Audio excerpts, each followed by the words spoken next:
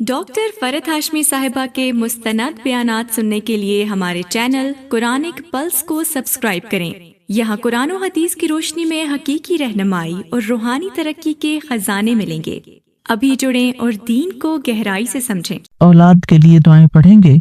इरशाद बारी ताला है सूरत अल फुरकान की आयत नंबर 74 से 76 तक अल्लाह सुब्हानहू ताला का इरशाद है, वल्लज़ीना यक़ूलून रब्बना हब लना मिन अज़वाजिना व ज़ुर्रिय्यातिना क़ुर्रता अयुनिन वजअलना लिलमुत्तक़ीना इमामा उलाइका युजज़ौनल ग़ुरफ़ता बिमा सबरू व युलक़्क़ौना फ़ीहा तहिय्यतन व सलामा खालिदीन फ़ीहा हसनत मुस्तक़र्रन व मुक़ामा। और वो लोग जो कहते हैं, ए हमारे रब, हमें अपने अज़वाज और औलाद की तरफ से आंखों की ठंडक अता फरमा और हमें मुत्तकी लोगों का इमाम बना। यही लोग हैं जो अपने सब्र के बदले जन्नत में बाला खाने दिए जाएंगे और वो उसमें दुआए खैर और सलाम से इस्तकबाल किए जाएंगे। उसमें वो हमेशा रहने वाले होंगे। कितना अच्छा ठिकाना और कितनी अच्छी क़यामगाह।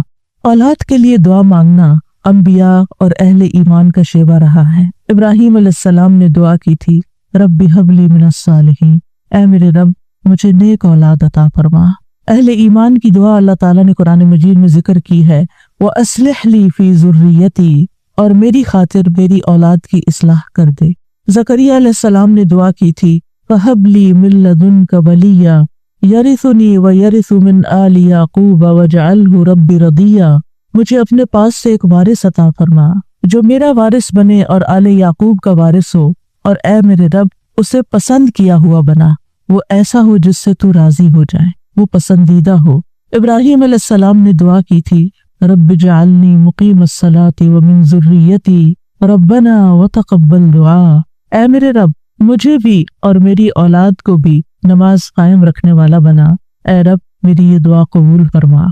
अहले ईमान हमेशा अपनी औलाद के लिए दुआ करते हैं। सूरत अल फुरकान की जो आयत मैंने आपके सामने पढ़ी है, ये इबादुर रहमान से मुतल्लिक आयत हैं कि रहमान के खास बंदे, रहमान के पसंदीदा बंदे अल्लाह ताला से दुआ करते हैं कि रब्बना हब लना मिन अज़वाजिना व ज़ुर्रिय्यातिना क़ुर्रता अयुन, कि अल्लाह हमें अपनी अज़वाज से और अपनी औलाद से आंखों की ठंडक अता फरमा। याद रखिए, ये दुआ हर साहिब ईमान का शिवा है। हर मोमिन को ये दुआ करते रहना चाहिए, चाहे हमारी औलाद नेक ही क्यों ना हो, चाहे वो फरमाबरदार ही क्यों ना हो, चाहे वो कुरान की हाफिज ही क्यों ना हो, चाहे वो दीन की आलिम ही क्यों ना हो, फिर भी ये दुआ मांगते रहना चाहिए। इसलिए कि दिल रहमान की दो उंगलियों के दरमियान होता है, वो जैसे चाहे उन्हें फेर सकता है। हमें नहीं मालूम कि आज अगर हमारी औलाद दीन पर है तो कल उसका मुस्तकबिल क्या होगा। इसलिए कभी भी इस बारे में बेफिक्र नहीं होना चाहिए। नेक से नेक तरीन औलाद भी हो, तहज्जुद गुजार भी हो, साइम और कायम हो, लेकिन फिर भी दुआ करते रहें। अगर आपकी औलाद नेक है तो आपकी दुआएं उनकी नेकी में इस्तिकामत और इजाफे का सबब बनेगी, यानी वो मजीद नेक बनेंगे, उनके अंदर मजीद इस्तिकामत आएगी और फिर इसी तरह उनका ईमान भी बढ़ेगा।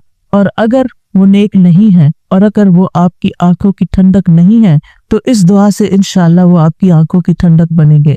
तो हम सबको भी ये दुआ करते रहना है कि अल्लाह हमारी औलाद को नेक बना और उनको मुत्तकीन का इमाम बना, यानी तकवा वालों की सोहबत में हो और तकवा वालों में भी सबसे आगे हो, तकवा वालों को भी मजीद लीड करने वाले हों, उनकी रहनुमाई करने वाले हों, और फिर ये कि वो हमारी आंखों की ठंडक भी हो, यानी जहाँ वो रब के पसंदीदा हो वहाँ वो हमारे लिए भी बाइस सुकून हो। इसके साथ साथ इंसान के लिए लाजिम है कि वो अपनी औलाद की नेक तरबियत भी करता रहे, क्योंकि तरबियत की कोशिश करना जो है एक सब्र आजमा काम है। इसीलिए इस आयत के बाद जो आयत आती है उसमें सब्र करने वालों की जजा जन्नत में गुरफा बताई गई है। अरबों के यहाँ घर के अंदर जितने भी कमरे होते हैं उनमें से सबसे बेहतरीन कमरा गुरफा कहलाता है, यानी सबसे आला तरीन दर्जा। तो जन्नत में भी जब गुरफा की बात है तो इससे मतलब कोई हाई राइज बिल्डिंग नहीं है, क्योंकि वो एक जगह पर आता ना कि गुरफात पर गुरफात मबनिया होंगे, तो इससे मुराद ये है कि जन्नत के आला तरीन मकामात अल्लाह ताला उनको अता करेगा जो सब्र के साथ तरबियत भी करते रहेंगे और सिर्फ अपनी तरबियत और अपनी कोशिश को काफी नहीं समझेंगे बल्कि अल्लाह ताला से दुआ भी करेंगे। और बहुत दफा ऐसा भी होता है कि हम तरबियत में पूरी कोशिश कर लेते हैं लेकिन उसका असर औलाद में नजर नहीं आता। औलाद आपकी एक्सपेक्टेशन पे पूरी नहीं उतरती, आप जैसे उनको देखना चाहते हैं वैसे वो नजर नहीं आते। क्या हम नूह अलैहिस्सलाम की तरबियत पे कोई शक करेंगे? उनके 4 बेटे थे, जिनमें से 3 बेहतरीन बेटे साबित हुए, लेकिन एक बेटा अपने ही रास्ते पर चल निकला। इसमें इंसान की कोशिश अगर हो और इंसान के बस में हो औलाद की इस्लाह, तो वो सभी को सीधा करके रख दे। लेकिन याद रखिए, कोशिश हमारी, दुआ हमारी, और उसमें असर डालने वाला और उसको हमारी आंखों की ठंडक बनाने वाला सिर्फ और सिर्फ हमारा रब है। इसलिए मोमिन सिर्फ अपनी कोशिशों पे भरोसा नहीं करता, बल्कि वो अपने रब को पुकारता रहता है।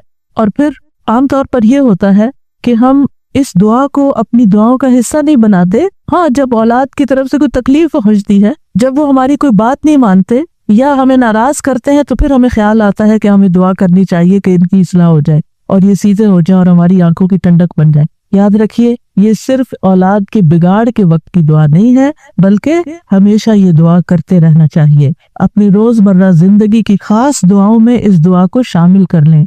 अपनी नमाजों में, सजदों में, कबूलियत के औकात में अपनी औलाद के लिए दुआ करें, क्योंकि औलाद इंसान की महबूब तरीन चीजों में से है। जिनको अल्लाह ने औलाद की नेमत से नवाजा है, वो अच्छी तरह समझ सकते हैं कि हमारी जिंदगी में औलाद का क्या मकाम है। यानी जब तक इंसान वालिदैन नहीं बनता, माँ बाप नहीं बनता, वो इस बात को समझ ही नहीं सकता कि औलाद क्या चीज होती है। क्योंकि इंसान जिंदगी में मुख्तलिफ चीजों से मोहब्बत करता है, मुख्तलिफ चीजों के साथ इंसान का लगाव होता है, मुख्तलिफ काम या मुख्तलिफ चीजें उसको पसंद आती हैं। लेकिन जब एक औरत माँ बनती है, एक मर्द जो है वो बाप बनता है, तो उसके बाद उसकी जिंदगी में जो तब्दीली आती है, उसके बाद उसकी जिंदगी के अंदर जो खूबसूरती आती है, उसके बाद उसकी जिंदगी का जो महवर और मरकज बन जाता है और उसकी तमाम तवज्जो का मरकज जो चीज बन जाती है, और दिन रात की ये ड्यूटी 24/7 की होती है। यानी बाकी चीजों से तो आप किसी वक्त अलग भी हो सकते हैं, मगर ये वो रिश्ता होता है जिससे आप फिर मरते दम तक अलग नहीं हो सकते, क्योंकि वो आपके जिस्म का एक हिस्सा होता है। और अल्लाह ताला आपके दिल में हर चीज से ज्यादा उनके लिए मोहब्बत डाल देता है, और उनकी खुशी आपको खुश करती है और उनका दुख आपको दुखी करता है। इसलिए इंसान को हमेशा अपनी दुआओं में ये खास दुआ करते रहना चाहिए, और कबूलियत के औकात में भी, क्योंकि औलाद से मिलने वाली आंखों की ठंडक उसी वक्त होती है जब औलाद सीधे रास्ते पर होती है, जब औलाद नेक होती है, अच्छे काम कर रही होती है, तो फिर ही माँ बाप की आंखों की ठंडक होती है। और इस दुआ के दूसरे हिस्से में अपने लिए दुआ है कि अल्लाह हमें मुत्तकीन का इमाम बना। यानी औलाद जो है, हम उसके एक तरह से इमाम होते हैं। जैसे हदीस में आता है ना, कुल्लुकुम राइन व कुल्लुकुम मसूलुन अन रइयतिही, तो हर एक हम में से राई है, हर एक लीडर, हर एक जिम्मेदार है। तो अल्लाह ताला हमें माँ बाप की हैसियत में ऐसा रोल मॉडल बना कि हम मुत्तकी हों और हमारी औलाद भी मुत्तकी हो, यानी हमारी औलाद में भी नेकी हो और फिर हम नेकी के साथ आगे उनकी रहनुमाई करने वाले हों। और वैसे इन जनरल सेंस में देखें तो उसमें इंसान को एक हाईएस्ट मकाम हासिल करने की दुआ यहाँ सिखाई गई है, और वो क्या, कि इंसान ऐसा इंसान हो कि जिसे देख कर लोग मुत्तकी बन जाएं। यानी दूसरे लफ्जों में ये कि नेकियों में सबकत करने वाले हों, नेकियों में आगे बढ़ने वाले हों, ताकि दूसरे लोग भी हमें देखकर नेक बन जाएं। मसलन अगर एक मर्द अव्वल वक्त में मस्जिद में जाकर नमाज पढ़ता है, तो उसके बच्चों पर उसका क्या इंप्रेशन होगा। यानी अगर बाप जिम्मेदार है तो बच्चे भी देखकर कहेंगे कि हाँ, हमें भी यही काम करना है, क्योंकि बच्चे इब्तिदाई जिंदगी में खासतौर पर बाप को, माँ को बहुत फॉलो कर रहे होते हैं। फिर इसी तरह अगर आपका पड़ोसी आपको देखता है, आपके कोलीग्स आपको देखते हैं कि आपकी तवज्जो सबसे ज्यादा किस चीज की तरफ है, तो वो भी आपकी देखा देखी नेकी के काम में आगे बढ़ते हैं। आप सदका करते हैं और कोई आपको देख रहा है, आपका मकसद नहीं दिखाना, लेकिन किसी को नजर आ जाता है तो आपको देखकर वो भी शुरू कर देता है, तो आप उसके क्या बन गए, इमाम। यानी आप लीड कर रहे हैं, आप आगे हैं और वो आपको फॉलो कर रहे हैं। तो हमें ये दुआ करनी चाहिए अपने लिए कि अल्लाह हमें नेकी के कामों का इमाम बना, मुत्तकीन का इमाम बना। तो यहाँ हम देखते हैं कि ये इबादुर रहमान की सिफात में से एक सिफत है, और वो कहते हैं वल्लज़ीना यक़ूलूना रब्बना हब लना। हब का लफ्ज़ जो है ये हिबा से है, और हिबा कहते हैं बिला मुआवजा कोई चीज देना। या रब, हमने कुछ किया नहीं, लेकिन तू अपने पास से हमें अता फरमा, अपनी खास रहमत से हमें ये अता फरमा। मिन अज़वाजिना, अज़वाज का लफ्ज़ जो है ये ज़ौज से है, जिन और हैवानात, इन सब में नर और मादा पाया जाता है, जो हर एक दूसरे का ज़ौज कहलाता है। यानी औरत के लिए भी ये लफ्ज इस्तेमाल होता है और मर्द के लिए भी इस्तेमाल होता है। अगर मर्द ये दुआ करेंगे तो अपनी बीवियों के लिए करेंगे कि हमारी बीवियां हमारे लिए आंखों की ठंडक हों, और अगर औरतें ये दुआ करेंगी तो उनके अज़वाज उनके खामन होंगे कि उनको हमारे लिए आंखों की ठंडक बना। और ज़ुर्रियात से मुराद, ज़ुर्रियत जो है सिर्फ औलाद नहीं होती, औलाद की औलाद भी ज़ुर्रियत कहलाती है। क्योंकि आपने देखा होगा कि जब आप अपनी औलाद के लिए दुआ करते हैं और वो किसी काबिल होती, बड़ी होती, फिर उनके बच्चे पैदा होते हैं, तो बाज़ औक़ात अपने बच्चों से ज्यादा बच्चों के बच्चे प्यारे हो जाते हैं। और अगर वो नेक बनते हैं तो हमें आंखों की ठंडक नसीब होती है, और अगर बच्चों के बच्चों में कोई बिगाड़ आ जाए तो आप इक्वली दुख और तकलीफ में मुब्तला हो जाते हैं। तो इसलिए ये बहुत जामे दुआ है कि हम सिर्फ अपने लिए नहीं, अपने बच्चों के लिए नहीं, बल्कि अपनी नस्लों के लिए दुआ कर रहे होते हैं। तो रब्बना हब लना मिन अज़वाजिना व ज़ुर्रियातिना, और ज़ुर्रियात में कुर्रत आयुन, आंखों की ठंडक। आपको मालूम है कि आंखें ठंडी भी होती हैं और गर्म भी होती हैं। आंखों से जब आंसू बहते हैं, खुशी के आंसू बहे तो आंखें ठंडी होती हैं, और अगर गम के आंसू हो तो आंखें गर्म हो जाती हैं। तो आंखों की ठंडक का मतलब है खुशी, मसरत। और फिर ये कि आंखों की ठंडक हो तो इंसान पुरसुकून रहता है, नींद भी सुकून से आती है।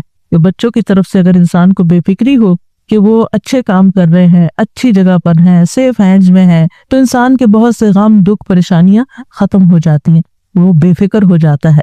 और फिर इसी तरह यह है कि जब आंखों की ठंडक होती है तो इंसान के दिल को भी करार मिलता है। यानी आंखों की ठंडक सिर्फ आंखों तक नहीं रहती, बल्कि आंखों से इंसान जो कुछ देखता है वो उसके दिल तक उतर जाता है। इब्न अब्बास कहते हैं इससे मुराद उनकी वो औलाद है जो अल्लाह की इताअत के काम करे ताकि दुनिया और आखिरत में उन्हें आंखों की ठंडक नसीब हो।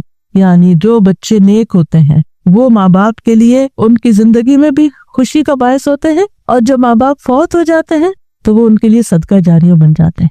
और फिर जब क़यामत के दिन उठेंगे और औलाद और वालिदैन को अल्लाह सुब्हानहू तआला जमा कर देगा अपनी जन्नतों में, तो ये वहां भी उनको देख देख कर खुश होते रहेंगे। ऑब्वियसली जो बच्चे माँ बाप के साथ नहीं जा सके, जो माँ बाप का दीन छोड़ गए या उनका रास्ता छोड़ गए या नमाज रोजा छोड़ गए, तो फिर जाहिर है कि वो बच्चे चाहे दुनिया में कितने भी कामयाब क्यों ना हो, वो आखिरत में साथ नहीं होंगे।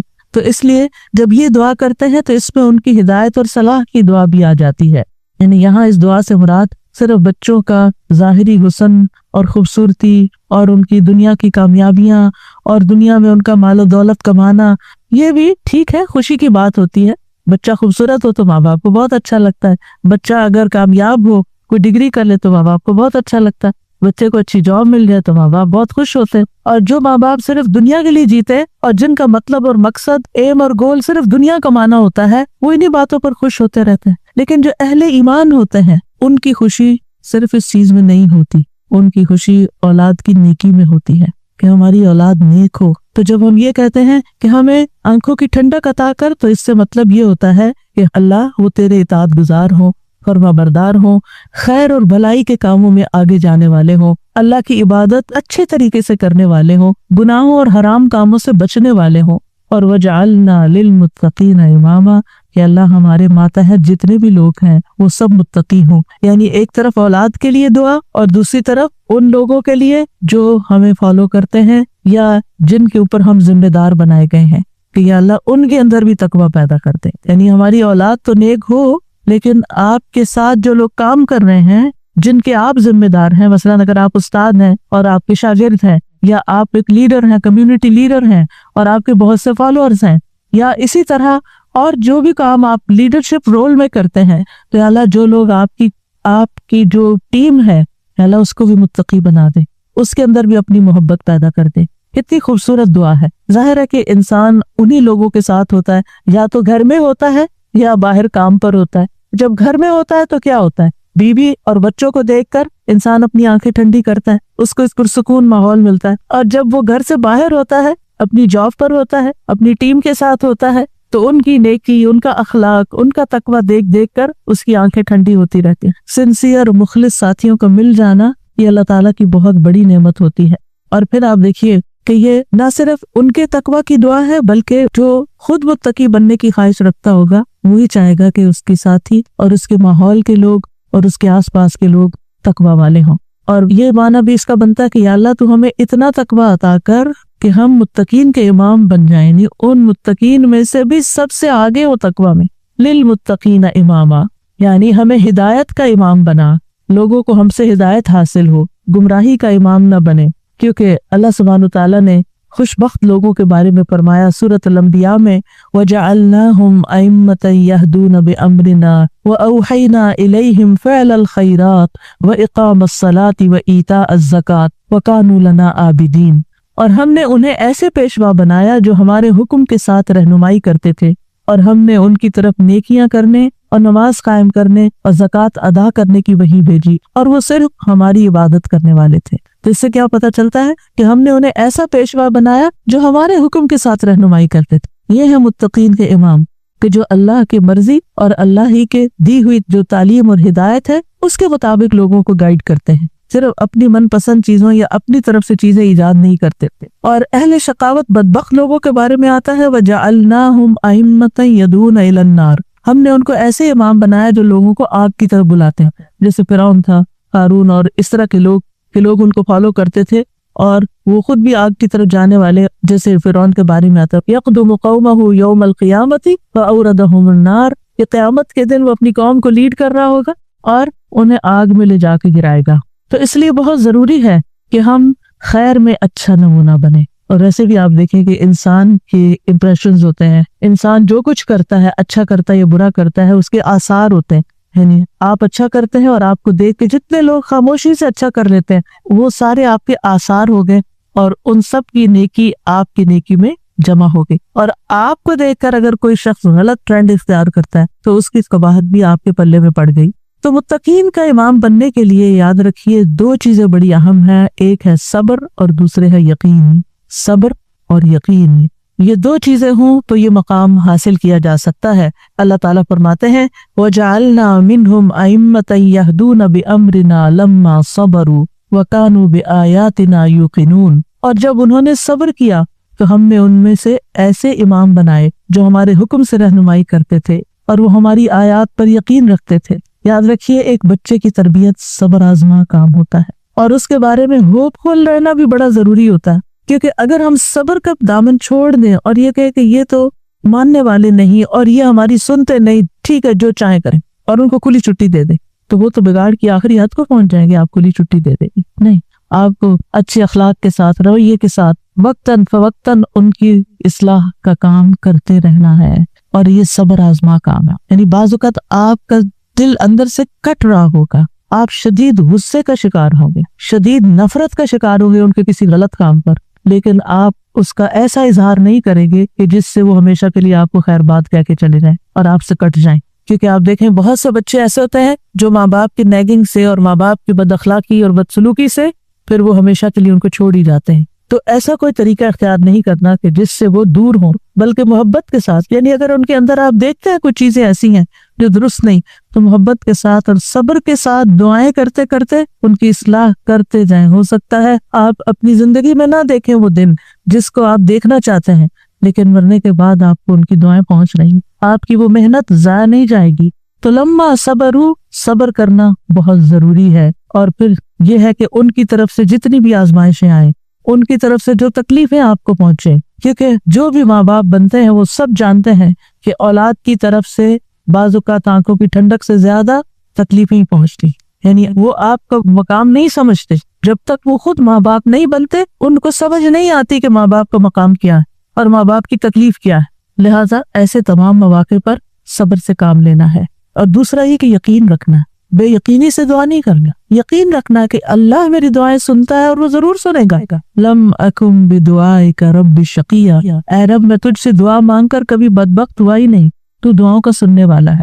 ایسی دعا کرنے والوں کا انجام بہت بہترین ہے. اللہ تعالیٰ فرماتے ہیں اولئک یجزون الغرفۃ، ایسے نیک بندے جن کے اندر یہ صفات ہوں، جو یہ چاہتے ہوں کہ ان کی اولاد اچھی ہو جائے، ان کے ازواج، ان کی بیوی یا شوہر اچھا ہو جائے، اور پھر صبر کے ساتھ یہ سب کام کریں، تو پھر ان کا انجام بھی بہت اچھا ہے. اور وہ کیا ہے کہ جنت کا اعلیٰ ترین مقام، جیسا کہ سورۃ العنکبوت میں آتا ہے والذین آمنوا وعملوا الصالحات لنبوئنہم من الجنۃ غرفا تجری من تحتها الانہار خالدین فیہا نعم اجر العاملین.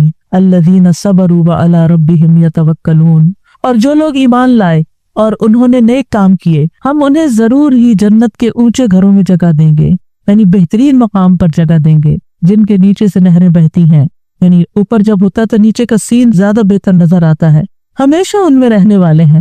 دنیا میں آپ اگر کوئی ایسی جگہ پر کسی سی سائڈ پر کسی بہترین سینری اور گرینری کے مقام پر اونچے کسی ہائیسٹ فلور پر پینٹ ہاؤس خرید بھی لیں رہ بھی لیں، لیکن آپ کو ہر وقت دھڑکا لگا رہتا ہے کہ پتہ نہیں کب دنیا سے چلے جانا ہے، یا اگر رینٹ پر رہ رہے ہیں تو پتہ نہیں کب یہاں سے نکلنا پڑ جائے، تو آپ پوری طرح انجوائے نہیں کر سکتے۔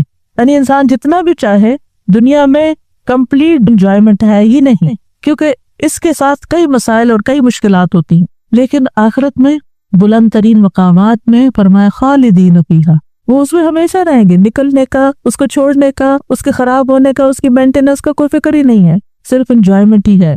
نعم اجر العاملین، لیکن یہ کس کو ملتا ہے؟ جو عمل کرتے ہیں، جو کام کرتے ہیں، جو محنت کرتے ہیں۔ کتنا اچھا اجر ہے عمل کرنے والوں کا۔ کون ہے وہ عمل؟ کیا دو عمل بتائے گئے؟ الذین صبروا وعلی ربہم یتوکلون، وہ جو صبر کرتے ہیں اور اپنے رب پر توکل کرتے ہیں، بھروسہ کرتے ہیں۔ اور اس کے علاوہ حدیث سے بھی اس مقام کو حاصل کرنے کی بات ہمیں پتہ چلتی ہے۔ نبی صلی اللہ علیہ وسلم نے فرمایا جنتی لوگ اپنے سے بلند کمرے والے کو، غرفہ والوں کو اپنے اوپر ایسے دیکھیں گے جیسے وہ دنیا میں چمکدار گہرے ستارے کو دیکھ، اتنے بلند ہوں گے ان کے مقامات۔ آپ سوچئے کبھی آپ جب جہاز پر ونڈو سیٹ پر بیٹھے ہوتے ہیں تو آپ جب نیچے دیکھتے ہیں تو بعض بہت ہی خوبصورت مناظر نظر آتے ہیں، تو آپ سوچئے کہ جس کا گھر وہ ستارے کی جگہ پر ہو، اتنا بلند مقام اس کو مل چکا ہو، تو پھر اس کو کیا کچھ نظر نہیں آئے گا نیچے۔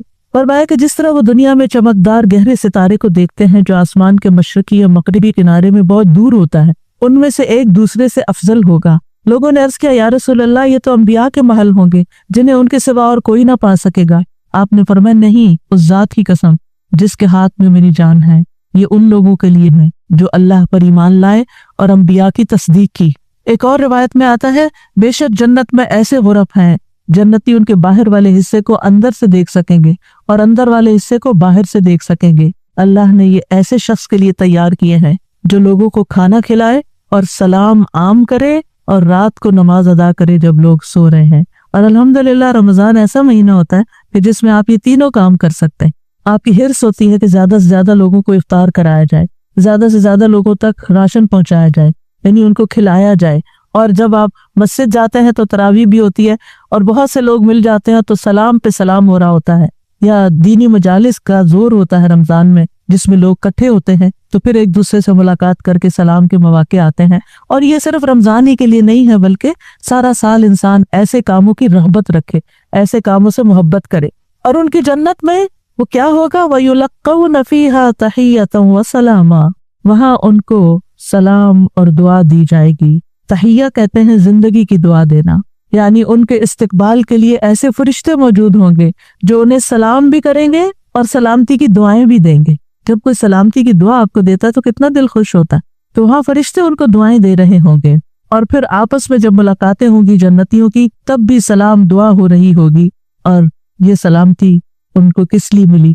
کیونکہ دنیا میں انہوں نے گناہوں سے سلامت زندگی بسر کی۔ خالدین فیہا حسنت مستقرا ومقاما، ہمیشہ اس میں رہیں گے، کتنا خوبصورت ٹھکانہ، کتنا اچھا مقام۔ یاد رکھیے یہ دعا گھروں کی اصلاح کی بنیاد رکھتی ہے۔ اس میں صرف اولاد ہی نہیں بلکہ ازواج بھی، یعنی شوہر اور بیوی۔ آج آپ دیکھیں کہ ہر دوسرے گھر کا یہ مسئلہ بنا ہوا ہے کہ گھر میں میاں بیوی کی لڑائیاں جاری، اس سے ایک دوسرے کے اندر ایک بے چینی، اداسی، پریشانی، کاموں میں رکاوٹ اور کتنی بے شمار خرابیاں۔ اور سب سے بڑی بات یہ کہ آپ اپنی اولاد کے لیے ایک بہترین نمونہ ہوتے ہیں۔ آپ صرف آپس میں نہیں لڑتے بلکہ اپنے بچوں کو ایک برا نمونہ پیش کر کے ان کی زندگیوں کو بھی جہنم بناتے ہیں۔ اور پھر آپ دیکھیے کہ کوئی اور انسان ناراض ہو جائے تو اس سے انسان کو اتنی تکلیف نہیں ہوتی، حتیٰ کہ اگر ماں باپ بھی ناراض ہوتے ہیں نا تو انسان اتنی پرواہ نہیں کرتا، لیکن اگر شوہر بیوی سے یا بیوی شوہر سے ناراض ہو تو انسان کے غم کی انتہا ہوتی، کسی چیز میں دل نہیں لگتا، پریشانی چھا جاتی ہے اور ہر چیز بے مزہ ہو جاتی۔ چاہے خوبصورت ترین محل میں آپ رہتے ہو، خوبصورت ترین لباس آپ پہنتے ہو، بہترین کھانے آپ کھاتے ہو، لیکن اگر میاں بیوی کا آپس میں پیار نہیں ہے، آپس میں اتفاق نہیں ہے، آپس میں ایک دوسرے سے خوش نہیں ہے تو زندگی کی کوئی خوشی نہیں ہوتی۔ تو اس لیے بہت ضروری ہے کہ اس دعا سے کام لیا جائے اور جہاں کہیں تھوڑے بہت بھی پرابلمز ہیں وہ بھی انشاءاللہ حل ہو جائیں گے، اور جہاں بڑے مسائل ہیں اور جہاں مسائل نہیں بھی وہاں بھی یہ دعا پڑھی جائے تاکہ گھروں کے اندر ایک خوبصورتی آئے۔ یعنی اللہ تعالیٰ نے ہمیں منع تو نہیں کیا کہ دنیا میں ہم محبت سے زندگی نہ گزاریں، یعنی ہمیں دنیا میں بھی محبت چاہیے، آپس کی اتفاق اور پیار چاہیے۔ ایک محبت جو ہوتی ہے وہ انسان کی ضرورت ہوتی ہے، ایک دوسرے کی کیئر کرنا ایک ضرورت ہوتی ہے ہر انسان کی۔ اور اللہ سبحانہ تعالیٰ نے جوڑے بنائے کیوں ہیں؟ قرآن مجید میں اللہ تعالیٰ فرماتے ہیں وَمِنْ آيَاتِهِ أَنْ خَلَقَ لَكُم مِّنْ أَنفُسِكُمْ أَزْوَاجًا لِتَسْكُنُوا إِلَيْهَا وَجَعَلَ بَيْنَكُم مَّوَدَّةً وَرَحْمَةً إِنَّ فِي ذَلِكَ لَآيَاتٍ لِقَوْمٍ يَتَفَكَّرُونَ۔ اور اس کی نشانیوں میں سے ایک یہ ہے کہ اس نے تمہاری ہی جنس سے تمہارے جوڑے پیدا کیے یا بیویاں پیدا کی تاکہ تم ان کے پاس سکون حاصل کرو، اور تمہارے درمیان محبت اور رحمت پیدا کر دی۔ غور و فکر کرنے والوں کے لیے اس میں کئی نشانیاں ہیں۔ تو اللہ سبحانہ تعالیٰ نے شادی کا مقصد کیا رکھا ہے؟ سکون کا حصول۔ اور اگر شادی کے بعد انسان کا پہلا سکون بھی جاتا رہے اور سکون ہی لٹ جائے اور تکلیف اور پریشانی ہر وقت رہے تو اس نے کیا پایا؟ تو شادی کا مقصد ہی بہت ہو گیا۔ ٹھیک ہے، شادی کے اور بھی کئی مقاصد ہو سکتے ہیں، لیکن سب سے بنیادی اور اول مقصد اللہ تعالیٰ نے کیا رکھا ہے اس رشتے کے اندر؟ ایک دوسرے سے سکون، مودت اور رحمت، ایک دوسرے سے محبت بھی کریں اور ایک دوسرے پر رحم بھی کریں، ایک دوسرے کی کیئر کریں، ایک دوسرے کا خیال رکھیں، ایک دوسرے کی ضرورت کو پہچانیں۔ صرف خود غرضی نہ ہو کہ میری مرضی، میرا مقصد، میرا مطلب اور میں جو چاہوں صرف وہ ہو میرے پاس، نہیں، یہ بھی دیکھنا ہوگا کہ دوسرا کیا چاہتا ہے۔ اور جن کپلز کو یہ سمجھ آ جاتی ہے کہ دوسرے کی خواہش کیا ہے اور وہ دوسرے کی خواہش کو پورا کرنے کی کوشش کرتے ہیں تو لازماً دوسرا بھی پھر ان کی خواہش پوری کرتا ہے اور ایک خوشگوار زندگی وجود میں آتی ہے۔ اسی طرح اللہ تعالیٰ نے سورۃ النحل میں بھی فرمایا وَاللَّهُ جَعَلَ لَكُم مِّنْ أَنفُسِكُمْ أَزْوَاجًا وَجَعَلَ لَكُم مِّنْ أَزْوَاجِكُمْ بَنِينَ وَحَفَدَةً وَرَزَقَكُم مِّنَ الطَّيِّبَاتِ أَفَبِالْبَاطِلِ يُؤْمِنُونَ وَبِنِعْمَةِ اللَّهِ هُمْ يَكْفُرُونَ۔ اور اللہ نے تمہارے لیے تمہارے نفسوں سے بیویاں پیدا کی اور تمہارے لیے تمہاری بیویوں سے بیٹے اور پوتے پیدا کیے، یعنی اللہ نے ان سے تمہیں اولاد دی اور اس نے تمہیں پاکیزہ چیزوں سے رزق عطا کیا، کیا پھر بھی وہ باطل پر ایمان لاتے ہیں اور اللہ کی نعمت کا انکار کرتے ہیں، یعنی اللہ تعالیٰ کی نعمتوں کی ناشکری کرتے ہیں؟ تو یاد رکھیے کہ گھروں کی اصلاح کا انحصار ازواج کی اصلاح پر ہے، آپس کے اتفاق پر ہے، اور اولاد کی اصلاح سے پہلے ازواج کی اصلاح کی بات ہے۔ ابن علام کہتے ہیں کہ یہ دعا یعنی ازواج کے بارے میں شروع ہوتی ہے، کیونکہ اگر ازواج کی اصلاح ہو تو اولاد کی اصلاح ہوتی ہے، یعنی شوہر یا بیوی کی اصلاح ہو جائے، وہ ایک دوسرے کے لیے آنکھوں کی ٹھنڈک ہو تو اولاد خود بخود آنکھوں کی ٹھنڈک ہوتی چلی جائے گی۔ اور آنکھوں کی ٹھنڈک سے مراد یہ نہیں ہے صرف کہ ایک شوہر اپنی بیوی کو زیادہ خوبصورت دیکھے یا تندرست دیکھے، بلکہ اس حال میں دیکھے کہ وہ اللہ کی فرما بردار ہو، کیونکہ ایک حدیث میں آتا ہے کہ دنیا متاع اور دنیا کی سب سے بہترین متاع نیک بیوی ہے، یعنی دنیا میں جتنی بھی نعمتیں ہیں ان میں سے سب سے بڑی نعمت ایک مرد کے لیے کیا ہے؟ ایک نیک بیوی ہے، ایک اچھی بیوی ہے۔ اور نیکی صرف نماز روزے کا نام نہیں ہوتی، نیکی اچھے اخلاق کا نام ہوتی ہے۔ ایک اور حدیث میں آتا ہے نا کہ جب ایک عورت 5 وقت کی نماز پڑھے، رمضان کے روزے رکھے اور اپنے شوہر کی اطاعت کرے، جب وہ اس کو دیکھے، اس کو خوش کر دے، تو وہ جنت کے جس دروازے سے چاہے داخل ہو جائے۔ یعنی اس تعلق کی بہتری اور خوبصورتی کا اتنا زیادہ اہتمام کیا گیا ہے۔ اور پھر آپ دیکھیں کہ متقین کا امام بننے کے لیے انسان کو پہلے گھر میں اچھا امام بننے کی ضرورت، یعنی گھر سے باہر آپ اسی صورت میں اچھے امام بن سکتے ہیں جب آپ گھر کے اندر خوبصورتی لاتے ہیں اور اس کے لیے کوشش بھی کرتے ہیں۔ دیکھیے کچھ رشتے ہمیں اللہ کی طرف سے بنے بنائے مل جاتے ہیں، جیسے ماں باپ کا رشتہ ہے، ماں باپ سے آپ کو انکنڈیشنل لو ملتا ہے، آپ اچھا کریں، آپ برا کریں، آپ ان کو خوش کریں، آپ ان کو ستائیں، آپ ان کے قریب ہوں، آپ ان سے دور ہوں، وہ آپ سے محبت کرتے ہی نہیں گے۔ آپ زندہ ہوں، آپ مر جائیں، ہر صورت میں محبت کرتے ہیں۔ آپ نے دیکھا ان ماؤں کو جن کا کوئی بچہ فوت ہو جائے تو وہ زندہ کو بھول کے اسی کو یاد کرتی رہتے ہیں جو چلا گیا ہے، قریب ہو تب بھی محبت کرتے ہیں، دور ہو تب بھی محبت کرتے ہیں۔ ماں باپ کی محبت انکنڈیشنل، لیکن ازواج کی محبت کنڈیشنل ہوتی ہے۔ اگر آپ اچھے اخلاق کا مظاہرہ کریں گے، اچھے انسان بن کر رہیں گے تو آپ کی محبت بڑھتی جائے گی، لیکن اگر آپ اپنے اخلاق کو کھو دیں گے تو پھر اس محبت میں کمی آنی شروع ہو جائے گی۔ تو کچھ رشتے بنے بنائے ہوتے ہیں اور کچھ کو بنانا پڑتا ہے، ان کی مینٹیننس کرنی پڑتی ہے۔ یاد رکھیے شادی جو ہے یہ انبیاء کا طریقہ ہے، نیک لوگوں کا طریقہ ہے، ہمارے دین کا شعار ہے۔ نکاح جو ہے وہ نصف ایمان ہے، یعنی ہمارے دین میں کرسچینٹی کی طرح یہ نہیں ہے کہ آپ شادی نہیں کریں، آپ نن بن جائیں، آپ فقیر بن جائیں اور آپ زیادہ نیک ہیں. نہیں، آپ شادی کر کے زیادہ نیکی کما سکتے ہیں. یعنی اسلام جو ہے وہ فطری ضروریات کو مد نظر رکھتا ہے. اللہ تعالیٰ فرماتے ہیں یقیناً آپ سے پہلے بھی ہم نے کئی رسولوں کو بھیجا اور ہم نے ان کے لیے بیویاں اور اولاد بنائی. یعنی پیغمبر بھی بیویوں والے اور اولادوں والے تھے. نبی صلی اللہ علیہ وسلم نے فرمایا نکاح میری سنت ہے، بس جو میری سنت پر عمل نہیں کرتا وہ مجھ سے نہیں. تم لوگ شادی کیا کرو. یعنی شادی کرنا بھی ایک نیکی کا کام ہے، عبادت ہے، کیونکہ میں تمہاری تعداد کی بنا پر سابقہ امتوں سے کثرت تعداد میں مقابلہ کروں گا. ایک اور روایت سے پتہ چلتا ہے کہ شادی نہ کرنے والا نبی صلی اللہ علیہ وسلم کے طریقے سے منہ موڑنے والا ہے. آپ کو یاد ہوگا کہ وہ 3 صحابہ جو نبی صلی اللہ علیہ وسلم کی ایبسنس میں حضرت عائشہ کے پاس پوچھنے گئے تھے کہ آپ کے اعمال کیا ہیں، تو جب انہوں نے بتایا تھا ان کا وہ تو اللہ کے نبی ہیں، تو اس لیے ایک نے کہا میں کبھی گوشت نہیں کھاؤں گا، دوسرے نے کہا میں کبھی رات کو نہیں سوؤں گا، تیسرے نے کہا میں کبھی شادی نہیں کروں گا. تو نبی صلی اللہ علیہ وسلم کو جب یہ باتیں پتہ چلی تو آپ نے اللہ تعالیٰ کی حمد و ثنا کی اور فرمایا ان لوگوں کو کیا ہو گیا ہے جنہوں نے ایسی اور ایسی باتیں کہی ہیں. میں رات میں نوافل بھی پڑھتا ہوں، سوتا بھی ہوں، نفلی روزہ رکھتا ہوں اور چھوڑ بھی دیتا ہوں، نکاح بھی کرتا ہوں، بس جو شخص میرے طریقے سے منہ موڑے گا وہ مجھ سے نہیں، یعنی وہ میری امت میں سے نہیں ہے جو میرے اس طریقے کو پسند نہ کرے. اللہ سبحانہ وتعالیٰ نے خود نکاح کی رغبت دلائی ہے. وَأَنكِحُوا الْأَيَامَ مِنكُمْ وَالصَّالِحِينَ مِنْ عِبَادِكُمْ وَإِمَائِكُمْ، اور اپنے میں سے بے نکاح مردوں اور عورتوں کا نکاح کر دو، اور اپنے غلاموں اور اپنی لونڈیوں میں سے جو نیک ہیں ان کا بھی. نکاح میں دیر کیوں کرتے ہیں عام طور پر؟ کہ ابھی بچے کچھ کماتے نہیں ہیں. فرمایا اگر وہ محتاج ہوں گے اللہ ان کو اپنے فضل سے غنی کر دے گا، اور اللہ وسعت والا اور سب کچھ جاننے والا ہے. اور پھر شادی ویسے بھی آپ دیکھیں نگاہ کی حفاظت کا ذریعہ ہے، شرمگاہ کی حفاظت کا ذریعہ ہے، نصف دین مکمل کرنے کا ذریعہ ہے.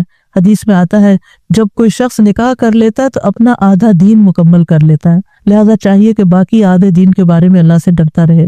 پھر آپ دیکھیے کہ صرف دنیا میں نہیں، آخرت میں جنت میں بھی پاکیزہ جوڑے ہوں گے. وَلَهُمْ فِيهَا أَزْوَاجٌ مُطَهَّرَةٌ، پاکیزہ بیویاں ہوں گی. اہل جنت سے کہا جائے گا ادخلوا الجنت انتم وازواجکم تحبرون، تم اور تمہاری بیویاں جنت میں داخل ہو جاؤ، تم خوش رکھے جاؤ گے.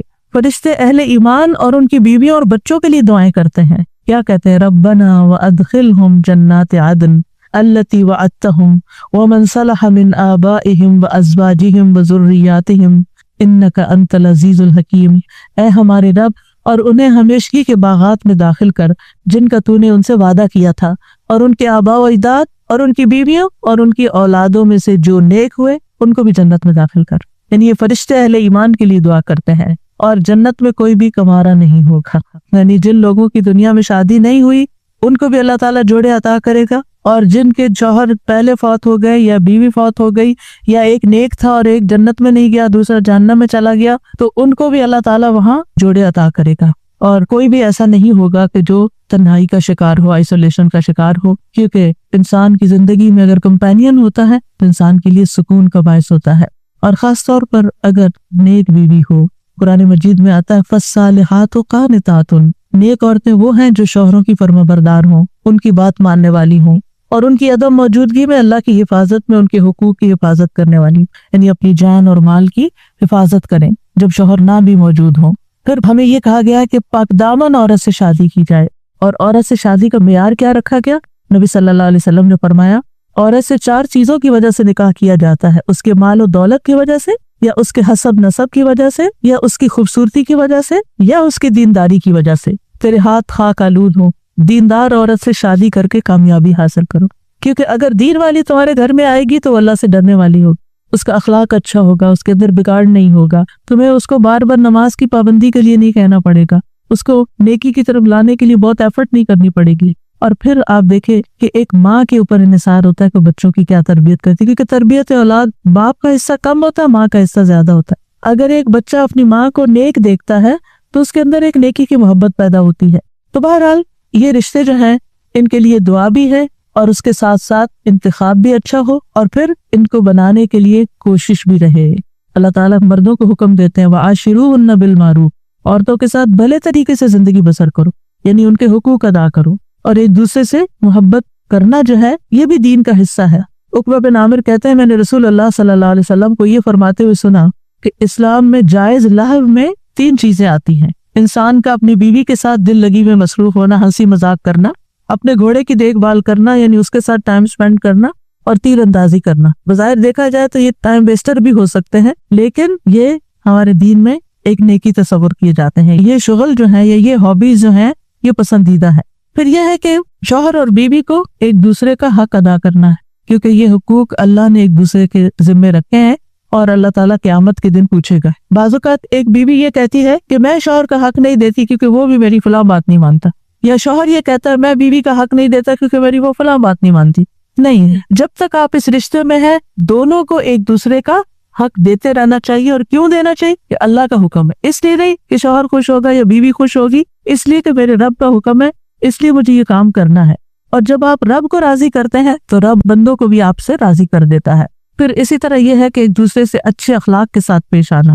نبی صلی اللہ علیہ وسلم نے فرمایا ایمان کے لحاظ سے کامل مومن وہ ہے جو اخلاق میں سب سے اچھا ہے، اور تم میں سے بہتر شخص وہ ہے جو اپنے گھر والوں کے لیے اچھا ہے، اور ایک روایت میں بیویوں کے لیے اچھا ہے. اس میں آپ دیکھیے کہ لوگ گھر سے باہر تو ہر ایک سے بڑا اچھا اخلاق رکھتے ہیں، لیکن گھر میں منہ بنا کے رکھتے ہیں، تو یہ اچھے اخلاق کی علامت نہیں.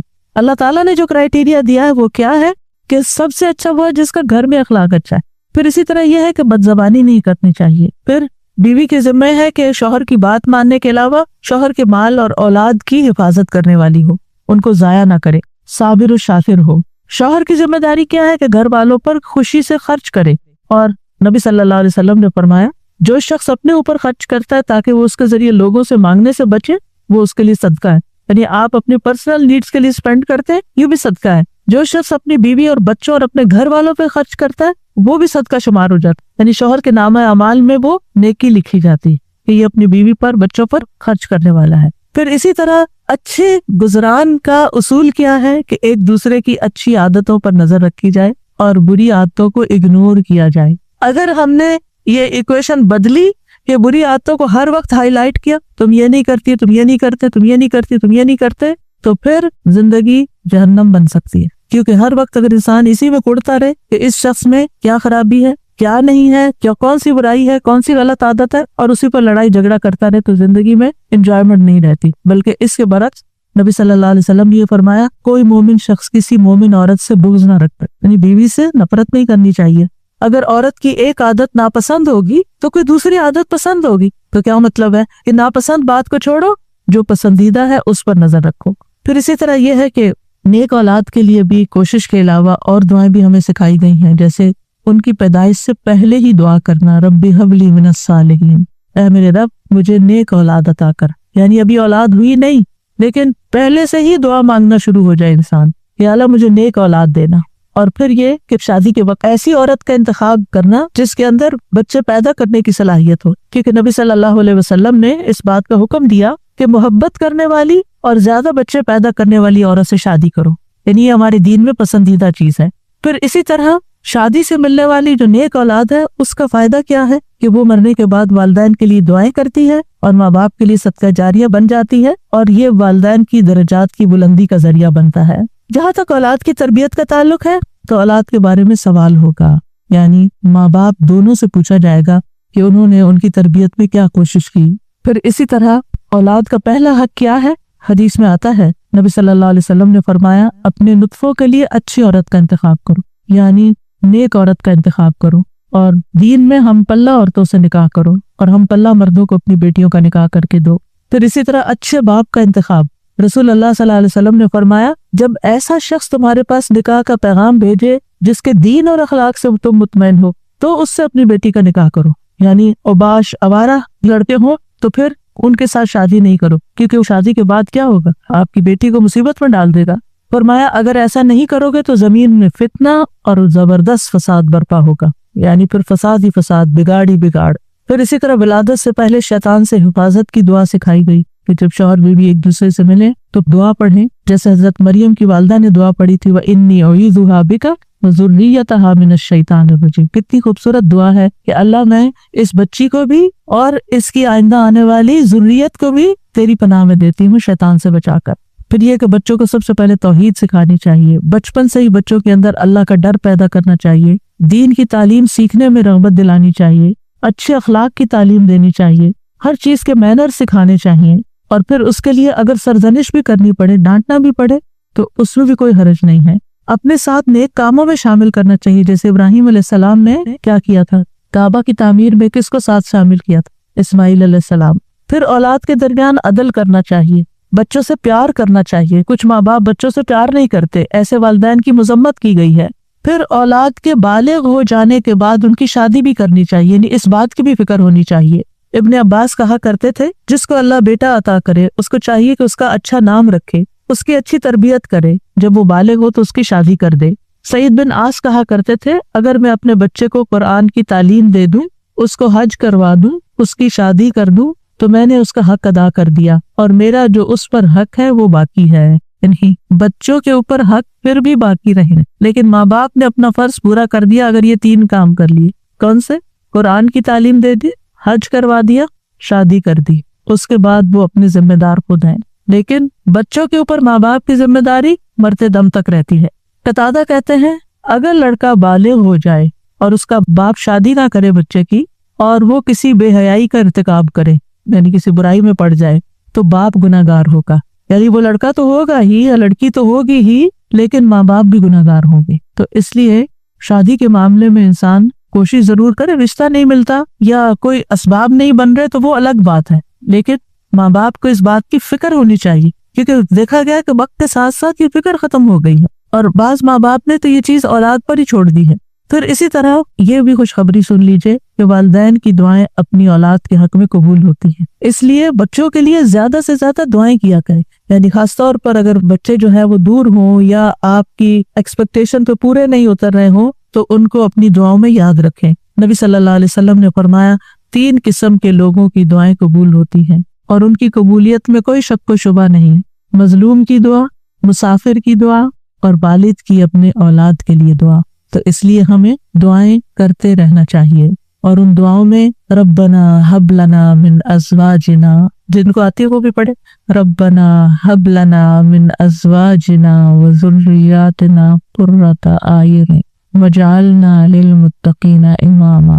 اب اس میں آپ دیکھیے کہ آپ نے فوکس کرنا ہے ازواج، ذریات، اور پھر للمتقین اماما، للمتقین اماما۔ اس میں وہ لوگ بھی آ جاتے ہیں جن کی ازواج نہیں یا جن کی اولاد نہیں، تو وہ کیا ہے؟ متقین کے امام۔ کیونکہ آپ دیکھیے کہ حضرت عائشہ رضی اللہ تعالیٰ عنہا جو تھی بہت ینگ ایج میں 18 ایئرس کی تھی کہ وہ بیوہ ہو گئی تھی، بہت چھوٹی عمر میں، لیکن آپ کو معلوم ہے ان کے شاگردوں کی تعداد کتنی زیادہ۔ ایک تو کچھ ڈائریکٹ شاگرد تھے نا، اور ایک آج تک ہم سب شاگرد ہیں ان کے۔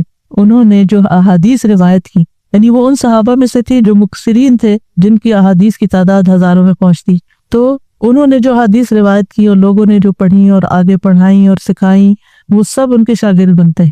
تو ایسے لوگ جو وہ علم حاصل کرتے ہیں اور وہ تقویٰ حاصل کرتے ہیں، تو یہ بھی ایک لیڈرشپ ہوتی ہے۔ ہو سکتا ہے کہ یہ لیکچر کچھ ایسے لوگ بھی سن رہے ہوں کہ جن کی ابھی شادی نہیں ہوئی، یا شادی ہوئی تو شوہر نہیں ہے، شوہر چلا گیا دنیا سے، یا ڈیورس ہو گئی، یا پھر یہ کہ شادی ہوئی شوہر ساتھ ہے لیکن بچے نہیں ہوئے، یا یہ کہ بچے ہوئے اور فوت ہو گئے۔ یعنی کئی سیناریوز ہیں نا، کئی سچویشن بن جاتی ہیں۔ تو جو بھی کوئی سچویشن ہو، اس میں دعا کا یہ پہلا حصہ پڑھنے کے ساتھ ساتھ دوسرا حصہ آپ کے لیے ایک زبردست تسلی کا ذریعہ ہے کہ اگر ہمارے پاس دنیا کی یہ نعمتیں نہیں ہیں، یہ دنیا کی نعمتیں ہیں نا، اگر اللہ تعالیٰ نے لے لی تو اللہ تعالیٰ اس کا عوض بھی بہت زبردست دے گا۔ تو اللہ نے جو دوسری اپرچونٹیز اور جو دوسرے مواقع رکھے ہیں، ان سے ہمیں فائدہ اٹھانا چاہیے اور ایسے کام کرنے چاہیے اور ایسے کاموں میں اپنا وقت لگانا چاہیے۔ اور خاص طور پر میں ان خواتین سے کہوں گی جن کے بچے بڑے ہو چکے ہیں، جو اپنے بچوں سے فارغ ہو چکی ہیں، اور اللہ تعالیٰ نے ان کو صحت جیسی نعمت عطا کر رکھی ہے، ان کو وقت دے رکھا ہے، ان کو مال دے رکھا ہے، وہ اپنے وقت کو کمیونٹی سروسز میں ضرور لگائیں۔ یعنی اگر تعلیم ہے ان کے پاس تو دوسروں کو تعلیم دیں، اور اگر ان کے پاس کوئی سکلز ہیں تو دوسروں کو سکلز سکھائیں، اور اگر کسی بھی قسم کا کوئی والنٹیئر ورک وہ کر سکتے ہیں تو اپنے آپ کو خود آفر کریں۔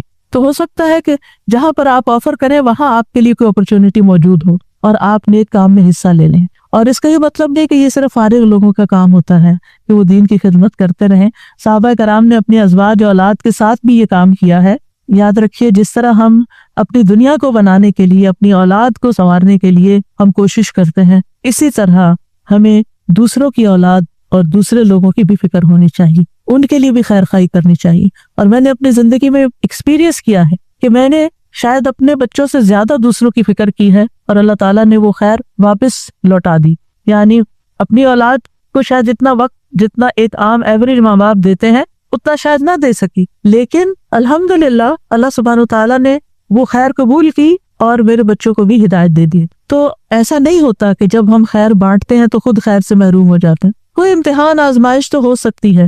ہمیشہ نوح علیہ السلام کی مثال یاد رکھیے کہ وہ ایک باپ تھے جنہوں نے سارے بچوں کی ایکولی تربیت کی، لیکن ایک بچہ نہیں مانا. بعض اوقات ایسا ہوتا ہے کہ آپ اپنا تن من دھن لگا دیتے ہیں لیکن کوئی ایک بچہ نہیں مانتا، تو پھر اپنے آپ کو گلٹ میں نہ رکھیں، اپنے آپ کو ہر وقت پریشانی میں نہ رکھے کہ میں نے کمی کی ہے، میری طرف سے کوئی کوتاہی ہے، کیونکہ آہستہ آہستہ شیطان اس کو وسوسے ڈالتا ہے کہ دیکھا نا تم دوسروں کی فکر کرتی رہی اور تمہاری اولاد بگڑ گئی. نہیں، اب ہم کیا نوح علیہ السلام کو یہ کہیں گے کہ وہ دن اور رات، آپ سورۃ نوح پڑھیں، دن میں بھی تبلیغ کی، رات میں بھی کی، چپکے سے بھی کی، اوپنلی بھی کی، دن اور رات یہ سارے کام کیے، تو کوئی ان کو کہے آپ لگے رہے نا لوگوں میں اس لیے آپ کا یہ بچہ بگڑ گیا، کیا ہم یہ کہہ سکتے ہیں؟ نعوذ باللہ، ہرگز نہیں کہہ سکتے، استغفر اللہ، کبھی بھی نہیں کہہ سکتے، معاذ اللہ. کیونکہ ہم کسی پیغمبر کے بارے میں یہ سوچ بھی نہیں سکتے کہ انہوں نے اپنی اولاد کے لیے کوئی کوتاہی کی. لیکن یہ اللہ کی حکمت ہے نا، اور تقدیر کا ہم پڑھ چکے ہیں، یہ اللہ کی تقدیر میں ہوتا ہے. ٹھیک ہے، ایک ناقابل برداشت بات ہوتی، لیکن پھر بھی میں نے اپنے استاد سے بہت پہلے ایک بات سنی تو اس کو میں نے پلے باندھ لیا. انہوں نے کہا تھا تفسیر کی کلاس میں، تفسیر پڑھاتے تھے ہمیں ماسٹرز میں، انہوں نے کہا کہ اگر آپ چاہتے ہیں نا آپ کا بچہ کھائے، کیونکہ مائیں بڑی پریشان رہتی بچہ کھاتا نہیں ہے، آپ دوسروں کے بچوں کو کھلائیں. آپ کا بچہ دودھ نہیں پیتا، آپ بچوں کو دودھ بانٹیں. آپ کا بچہ سیکھتا نہیں، تعلیم نہیں آ سکتا، آپ اوروں کے بچوں کو پڑھائیں. جو خیر آپ دوسروں کو دیں گے وہ خیر آپ پر واپس آئے گی. ان احسنتم احسنتم لانفسکم، یہ نہیں ہو سکتا کہ آپ دوسروں کے لیے بھلا کریں اور اللہ تعالیٰ آپ کو چھوڑ دے.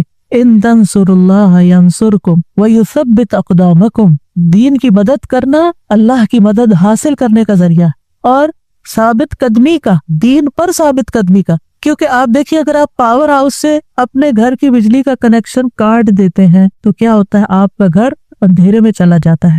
قرآن سے، قرآن والوں سے، قرآن کی مجالس سے اگر آپ اپنے آپ کو یہ کہہ کے پیچھے کر لیتے ہیں کہ میں اپنے بچوں کی تربیت کر رہی ہوں، تو یہ ایک دھوکہ ہوگا، کیونکہ ایسے بچوں کی تربیت نہیں ہوتی. اگر آپ کا دل خالی ہے اور آپ کے اندر ایمان بھرا ہوا نہیں ہے، اگر آپ کے اندر یقین نہیں ہے، اگر آپ ایک اچھے رول ماڈل نہیں ہیں، اور یہ ساری چیزیں آپ کو قرآن سے جڑے رہنے سے ملتی ہیں، قرآن والوں سے جڑے رہنے سے ملتی ہیں، تو پھر آپ اپنے بچے کی تربیت خالی خولی کہاں سے کریں گے؟ آپ 24 گھنٹے بھی اپنے بچے پہ اینک لگا کے رکھے نا کہ میں اس پہ توجہ کر رہی ہوں، ہدایت پھر بھی اللہ نے دینی ہے. لیکن جب آپ اللہ کا کام کریں گے تو انشاءاللہ اللہ تعالیٰ آپ کے بچوں کو ضرور ہدایت دے، وہ آپ کو تنہا نہیں چھوڑے گا. اور اگر پھر بھی ان کو ہدایت نہیں ملتی تو معلوم نہیں اللہ کی کیا حکمت ہے جو ہمیں نہیں پتا. ہمیں نہیں پتا، ہو سکتا ہے کسی ایک بچے کی تکلیف ہمارے اللہ کے ساتھ جڑے رہنے کا ذریعہ بن جائے. بعض اوقات ایسا ہوتا ہے نا کہ ساری نعمتیں ملی ہوتی ہیں، سارے بچے بہت آؤٹ اسٹینڈنگ ہوتے ہیں، ایک بچہ پڑھ کے ہی نہیں دیتا. میری اپنی ایک رشتے دار ہے، ماشاءاللہ 6 بچے ان کے، 5 ڈاکٹر ہیں، ایک نہیں بنی. تو اب اللہ کی مرضی نا، باپ بھی ڈاکٹر، سارا گھرانہ ڈاکٹرز کا، لیکن جو نہیں بنی اب وہ سارا وقت اپنے آپ کو کوسے، شاید میں نے اس کی تربیت میں کوئی کمی کی، شاید میں نے اس کو صحیح سے نہیں پڑھا. نہیں بھائی، اس کی نہیں تھی دلچسپی. ہر کوئی ڈاکٹر نہیں بننا چاہتا، ہر کوئی دین کا عالم نہیں بننا چاہتا، ہر کوئی وہ کام نہیں کرنا چاہتا جو آپ اس کے لیے سجیسٹ کر رہے ہیں. اس کی اپنی ایک سوچ ہے، اس کی اپنی ایک رائے ہے. تو اس میں بچوں کو مارجن بھی دے، اس میں تھوڑی سی آزادی بھی دے اور ان کے لیے خوب دعائیں کریں.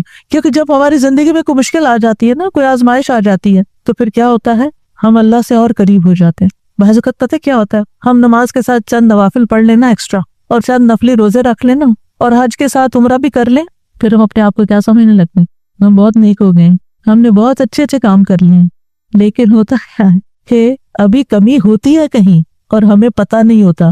اتنے میں اللہ کی طرف سے کوئی آزمائش آ جاتی ہے، پھر جو ہماری دعاؤں میں رونا ہوتا ہے، اور پھر جو ہماری دعاؤں میں اخلاص ہوتا ہے، اور پھر جو ہماری دعاؤں میں اصرار ہوتا ہے اور تکرار ہوتا ہے اور ہمارا تڑپنا ہوتا ہے، وہ اس سے پہلے نماز، روزہ، حج، زکوٰۃ کسی چیز میں نہیں تھا. ہم آزمائش کے ساتھ جتنے اللہ کی طرف جاتے ہیں، نعمتوں کے ساتھ اتنے نہیں جاتے. یہ مانی ہوئی بات ہے، ہم سب کا تجربہ ہے. تو اس لیے بہت ضروری ہے کہ ہم کوشش کریں اور اس کے ساتھ ساتھ اللہ سے دعا کرتے رہیں، وَجْعَلْنَا لِلْمُتَّقِينَ إِمَامًا، اللہ ہمیں متقی ساتھی دے، मुत्तकी दोस्त दे, मुत्तकी उठने बैठने वाले दे, ऐसे लोगों में उठे बैठे मिले जुलें और उनकी रहनुमाई करें कि जो तकवा वाले हों, ताकि हमारे तकवा में भी इजाफा होता चला जाए। क्योंकि इंसान अपने माहौल की पैदावार होता है, जिस तरह के दोस्तों में, जिस तरह के लोगों में वो रहता है, वैसी ही सोच उसकी बनना शुरू हो जाती है। और फिर इब्राहीम अलैहिस्सलाम की दुआ भी कि रब्बी हबली मिनस सालिहीन, या अल्लाह अपने पास से ही साले बच्चा दे दे, मैं तो नेक बनाने से रहा। और ये इब्राहीम अलैहिस्सलाम मांग रहे हैं, और अल्लाह सुब्हानहू तआला ने फिर उनको कैसी नेक औलाद अता की। इस्माइल अलैहिस्सलाम कितने फरमाबरदार थे, इसहाक अलैहिस्सलाम कितने गुलाम अलीम थे, इल्म वाले, और उनकी नस्ल में भी इल्म आया। और फिर आप देखिए कि इब्राहीम अलैहिस्सलाम ने यहाँ सिर्फ ये नहीं कहा कि रब्बी हबली मिनस सालिहीन, बल्कि उससे पहले एक बात कही थी। वो क्या थी? सूरह साफात में वक़ाल इन्नी ज़ाहिबुन इला रब्बी सयहदी, मैं अपने रब की तरफ जा रहा हूँ, मैं रब का बन रहा हूँ, वो मुझे हिदायत देगा। फिर मांगा अल्लाह मुझे नेक औलाद भी दे। हम क्या करते हैं? हम खुद तो नेक बनते नहीं, इन्नी ज़ाहिबुन इला रब्बी करते नहीं, ना नेकी की तरफ जाते हैं, ना नेक काम करते हैं, ना दीन का काम करते हैं, और फिर हम कहते हैं अल्लाह मुझे नेक औलाद दे, मेरी औलाद को नेक बना दो। ये कैसे होगा? पहले आप खुद तो बने, पहले आप खुद तो वो काम करें कि जो आपको करके दिखाने या बच्चे को कि ऐसे नेक काम करते हैं। और फिर आप देखें कि इब्न जरीर तबरी कहते हैं कि इब्राहीम अलैहिस्सलाम की दुआ ये थी कि अल्लाह मुझे अपनी तरफ से ऐसा बेटा अता कर जो नेक लोगों में से हो, ऐसे लोग जो तेरी इताअत करते हैं, तेरी नाफरमानी नहीं करते, जमीन में इस्लाह के काम करते हैं और जमीन में फसाद बर्पा नहीं करते। यानी मुझे ऐसी औलाद चाहिए। इससे ये बात भी पता चलती है कि इंसान खा कितना ही कदर मंजिलत वाला हो, खलीलुल्लाह ही क्यों ना हो, फिर भी वो अल्लाह का मोहताज है, फिर भी वो अल्लाह ताला से दुआएं करे कि रब्बी हबली मिनस सालिहीन। और इस्लाह की अपनी एक अहमियत है, यानी सिर्फ औलाद नहीं मांगी बल्कि नेक औलाद मांगी, क्योंकि सिर्फ औलाद आपके लिए मुसीबत का सबब हो सकती है और नेक औलाद आपके लिए आंखों की ठंडक का सबब होगी। और फिर ये कि इब्राहीम अलैहिस्सलाम की दुआ में वमिन ज़ुर्रियतिना उम्मतन मुस्लिमतन लक, सुभान अल्लाह, इतनी बड़ी दुआ मांग ली। यानी सिर्फ नेक औलाद नहीं बल्कि हमारी ज़ुर्रियात, यानी औलाद की औलाद, औलाद की औलाद, औलाद की औलाद, इसमें एक उम्मत मुस्लिमा पैदा करते। कितने खूबसूरत अल्फाज का चुनाव था। पहले हबली कहा, अल्लाह तोहफा चाहिए तेरी तरफ से, हदिया चाहिए, हिबा चाहिए, मैंने कुछ नहीं किया, मुझे तेरी तरफ से इनायत चाहिए कि तू मुझे ऐसा बेटा अता कर दे कि जिसके अंदर फितरत में अंदर खैर हो, अंदर नेकी हो, और बड़ा हो के वो अच्छे काम करे। और फिर सिर्फ ये नहीं, वमिन ज़ुर्रियतिना उम्मतन मुस्लिमतन लक, अल्लाह हमारी औलाद में से ऐसे लोग पैदा कर जो तेरे फरमाबरदार मुस्लिमतन लक हों। और फिर आप देखिए कि किस तरह अल्लाह सुब्हानहू तआला ने इब्राहीम अलैहिस्सलाम को नवाजा। सुभान अल्लाह, अबुल अंबिया है, अंबिया के बाप हैं। और फिर आप देखिए कि जितने भी इल्हामी मज़ाहिब हैं, क्रिश्चियनिटी है या जूडिज्म है, इस्लाम है, इन सब के वही लीडर हैं। अल्लाह ताला ने कहा था ना, इन्नी जाइलुका लिन्नासि इमामा, या इब्राहीम मैं तुम्हें लोगों का इमाम बनाने वाला हूँ। और किस तरह फिर अल्लाह ताला ने उनको इमाम बनाया। फिर इसी तरह अगर औलाद ना होती हो तो फिर ये दुआ करते हैं, रब्बी ला तज़रनी फर्दन व अंत खैरुल वारिसीन, ऐ मेरे रब तू मुझे अकेला ना छोड़, तू ही सब वारिसों में से बेहतर वारिस है। ये ज़करिया अलैहिस्सलाम की दुआ थी, रब्बी ला तज़रनी फर्दन व अंत खैरुल वारिसीन। तो अल्लाह ने दुआ कबूल कर ली, फस्तजबना लहू व वहबना लहू यहया, हिबा है यहाँ भी, और हमने उसको यहया अता किया। व अस्लहना लहू ज़ौजा, और उसकी बीवी की इस्लाह कर दी। क्यों? इन्नहुम कानू युसारिऊन फिल खैरात, क्योंकि वो नेकियों में सबकत करते थे, नेकियों में दौड़ दौड़ के जाते थे। वो यदऊनना रहबन व रहबा, और वो हमें रगबत और रहबत, उम्मीद और खौफ के साथ पुकारते थे। वो कानू लना खाशिईन, ये तीन चीजें दुआओं की कबूलियत का जरिया है। नेकी के कामों में तेज जाना, जल्दी करना, सुस्ती ना करना। युसारिऊन सुरअत से है ये लफ्ज। कि इन अंबिया की दुआएं क्यों कबूल हुई? क्योंकि वो नेकी के कामों में तेजी दिखाते थे, दूसरे दुआएं करते थे। वो यदऊनना रहबन व रहबा, यानी कोशिश भी करनी है, भागना भी है अल्लाह की तरफ, और दूसरे दुआएं करनी है, और तीसरे तकब्बुर में नहीं आना। व कानू लना खाशिईन, वो हमारे लिए खुशू करने वाले थे। इब्न कय्यम कहते हैं नेक अमाल करना और उसकी तरफ सबकत दे जाना दुआ की कबूलियत के बड़े असबाब में से है, इसीलिए अल्लाह ताला ने इनकी दुआएं कबूल कर ली। फिर एक और दुआ है जो हज़रत ज़करिया अलैहिस्सलाम ने ही मांगी, रब्बी हबली मिन लदुनका ज़ुर्रियतन तय्यिबा इन्नका समीउद दुआ, ऐ मेरे रब मुझे अपनी तरफ से नेक और पाकीज़ा औलाद अता फरमा, बेशक तो ही दुआएं सुनने वाला है। यानी हिबा वो होता है ना जो बगैर मुआवजे के खुश दिली और एहसान के तौर पर किसी को कोई चीज दे दी जाए। यानी एक हिबा होता है कि हदिया होता है, एक सदका होता है, تو صدقہ وہ ہوتا ہے جس سے آخرت کا اجر و ثواب چاہیے، اور ہدیہ وہ ہوتا ہے جس سے تحفہ دینے والے اور جس کو تحفہ دیا گیا اس کے درمیان محبت پیدا کرنا مقصود ہوتا ہے. یعنی ہدیہ محبت کے لیے ہوتا ہے، اور ہبہ جو ہے وہ کسی مقصد کے لیے ہوتا ہے. ہبہ وہ چیز ہوتی ہے کہ جس کو ہبہ کی جاتی ہے صرف اس کا فائدہ مطلوب ہوتا ہے. مطلب یہ تھا کہ اے اللہ مجھے اپنے پاس سے ایسا ہدیہ دے جو بغیر کسی عوض کے، میری بغیر کسی کوشش اور محنت کے ہو، تو بس تو آپ عطا کر دے، من لدن کا، اپنے پاس سے دے دے، کیونکہ تیرے پاس تو سب کچھ ہے. اور پھر ذریۃ طیبہ دے جو اپنے اقوال و افعال میں پاک ہو، جسموں میں پاک ہو. انک سمیع الدعاء، آپ تو دعائیں سننے والے. یہ محبت اور رحمت کو کھینچ لانے والی بات ہے. تو دعا کرنا جو ہے انبیاء کی سنت ہے. اور پھر اللہ کی جگہ یا اللہ کہنے کی بجائے رب بھی کہا گیا ہے، رب کو وسیلہ بنا کر دعا کی گئی ہے. اسی لیے آپ دیکھیں انبیاء کی ساری دعائیں ربنا سے شروع ہوتی ہیں یا ربی سے شروع ہوتی ہیں. اور پھر صرف اولاد نہیں، نیک اولاد، اور پھر اولاد کو نیک بنانے کے اسباب بھی. اور پھر یہ یقین کہ دعا تقدیر کو بدل دیتی ہے. حضرت زکریا انتہائی بوڑھے تھے لیکن انہوں نے یقین سے دعا کی. اور پھر ابراہیم علیہ السلام کی دعا، رب اجعلنی مقیم الصلاۃ ومن ذریتی ربنا وتقبل دعا، اے میرے رب مجھے بھی اور میری اولاد کو بھی نماز قائم رکھنے والا بنا. اے میرے رب میری یہ دعا قبول فرما. ربنا اغفر لی ولوالدی وللمؤمنین یوم یقوم الحساب، اے ہمارے رب مجھے اور میرے والدین اور تمام مومنوں کو اس دن معاف فرما دے جب حساب لیا جائے گا. رب اوزعنی ان اشکر نعمتک التی انعمت علی وعلی والدی وان اعمل صالحا ترضاہ واصلح لی فی ذریتی. یہ بھی اولاد کے لیے دعا ہے کہ اللہ میری ذریت کی اصلاح کر دے، میری ذریت کو نیک بنا دے. انی تبت الیک، میں تیری طرف واپس پلٹتا ہوں، توبہ کرتا ہوں. وانی من المسلمین، اور بلا شبہ میں فرما بردار ہوں. اور ربنا وجعلنا مسلمین لک ومن ذریتنا امۃ مسلمۃ لک وارنا مناسکنا وتب علینا انک انت التواب الرحیم. اے ہمارے رب ہم دونوں کو، یعنی ابراہیم اور اسماعیل علیہ السلام نے مانگی تھی دعا، اپنا فرما بردار بنا لے، اور ہماری اولاد میں سے ایک جماعت پیدا کر جو تیری فرما بردار ہو، اور ہمیں اپنی عبادت کے طریقے بتلا اور ہماری توبہ قبول فرما. بے شک تو بڑا توبہ قبول کرنے والا، نہایت رحم کرنے والا ہے. اور پھر آپ دیکھیے کہ کس طرح اللہ سبحانہ وتعالیٰ نے وہ دعا قبول کی، اور محمد صلی اللہ علیہ وسلم ان کی اولاد میں پیدا ہوئے، اور پھر ان سے امت مسلمہ پیدا ہوئی. تو یہ دعا جو ہے اس کی قبولیت میں بہت عرصہ لگا تھا لیکن قبول ہوئی. تو اس لیے انسان کو مایوس نہیں ہونا چاہیے. اور اسی طرح یہ دعا جو مسنون دعا ہے، اللہم انی اعوذ بک من جار السوء ومن زوج تشیبنی قبل المشیب ومن ولد یکون علی ربا ومن مال یکون علی عذابا ومن خلیل ماکر عینہ ترانی وقلبہ یرعانی ان رأى حسنة دفنها واذا رأى سیئة اذاعها. اے اللہ میں تیری پناہ طلب کرتا ہوں برے پڑوسی سے، برا نیبر نہیں ہو، اور ایسے ساتھی سے، زوج سے، شوہر یا بیوی ایک دوسرے کے لیے، جو مجھے بڑھاپے سے پہلے بوڑھا کرتے، یعنی پریشان کر کے، اور ایسی اولاد سے جو مجھ پہ آقا بن بیٹھے، یعنی مجھ پہ اپنا حکم چلائے. ایسے مال سے جو میرے لیے عذاب کا باعث بن جائے، یعنی کئی دفعہ مال انسان کے لیے مصیبت بن جاتا ہے. ایسے چال باز دوست سے جس کی آنکھیں مجھے دیکھ رہی ہوں اور جس کا دل میری نگرانی کرتا ہے، یعنی وہ میرے عیبوں کو ہی دیکھتا رہے اور میرے حالات کا جائزہ لیتا رہے، اور وہ میری ہر نیکی کو دباتا جائے اور برائی کو نشر کرے. کچھ ایسے بھی لوگ ہوتے ہیں نا آپ کے آس پاس کہ جو آپ کو اپنا دوست بتاتے ہیں، یعنی آپ کے لیے اپنی دوستی ظاہر کرتے ہیں، لیکن وہ آپ کی ہر نعمت سے جلتے ہیں اور آپ کی ہر خرابی سے خوش ہوتے ہیں، اور آپ کے اندر کوئی کمی بیشی ہو تو جا کے دوسروں میں نشر کر دیتے ہیں. تو یہاں 5 چیزوں کی برائی سے بچنے کی دعا کی گئی ہے: برا پڑوسی، بد اخلاق مرد یا عورت، نافرمان اولاد، عذاب بننے والا مال، اور چال باز دوست.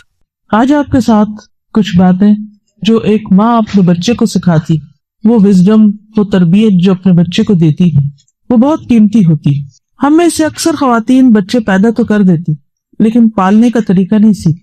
اگر ہم دیکھیں تو ہماری ایک ایوریج نارمل لڑکی کی روٹین کیا ہوتی ہے؟ پیدا ہونے سے لے کر شادی تک پڑھنا پڑھنا پڑھنا، ڈگری لینا، اور ڈگری لے کر وہ شادی کر کے ایک نئے سفر پر روانہ ہو جاتی ہے، اور اس کے بعد نئے چیلنجز کا سامنا ہوتا ہے. اس ڈگری میں کچھ اور پڑھ رکھا ہوتا ہے اور حقیقی دنیا، پریکٹیکل لائف کچھ اور ہوتی. اسی لیے آپ نے دیکھا ہوگا کہ بہت سے ایسے لوگ کہ جو بہت پڑھے لکھے بھی ہوتے ہیں لیکن انہیں باہم نباہ کرنا نہیں آتا، شوہر کو اپنی ذمہ داریاں اٹھانی نہیں آتی، اور بیوی کو شوہر کا دل لبھانا نہیں آتا، لہذا اس کے نتیجے میں بچوں کی تربیت بھی صحیح طور پر ہو نہیں پاتی۔ اور بچوں کی تربیت کے بارے میں عموماً ہمارے اسلامی معاشرے میں بہت کم کتابیں پائی جاتی ہیں، بہت کم چیزیں پائی جاتی ہیں، اور خصوصاً آج سے کوئی 50 سال پہلے تو بہت ہی کم لٹریچر تھا، اسکیٹرڈ چیزیں تھی، لیکن چونکہ چیلنجز اتنے نہیں تھے اس لیے اس کو اتنا موضوع بحث نہیں بنایا گیا، اس پر بہت کچھ لکھا بھی نہیں گیا۔ میں سمجھتی ہوں کہ اگر ماں اپنی تربیت کا انتظام کر لیتی تو بچوں کی تربیت ساتھ ساتھ ہوتی چلی جاتی۔ ایک ماں جس کے دل میں اللہ کا ڈر ہو، تقویٰ ہو، اللہ کی محبت ہو، اس کے دین کی محبت ہو، وہ خود نمازوں کی پابند ہو، جھوٹ سے پرہیز کرتی، اخلاق، آداب اور بہترین مینرز اس کے اندر ہوں، تو یہ چیزیں آٹومیٹیکلی اولاد کے اندر ٹرانسفر ہونا شروع ہو جاتی۔ اس ماں کی بات میں بھی بہت بڑا اثر ہوتا ہے کیونکہ وہ خود باعمل ہے۔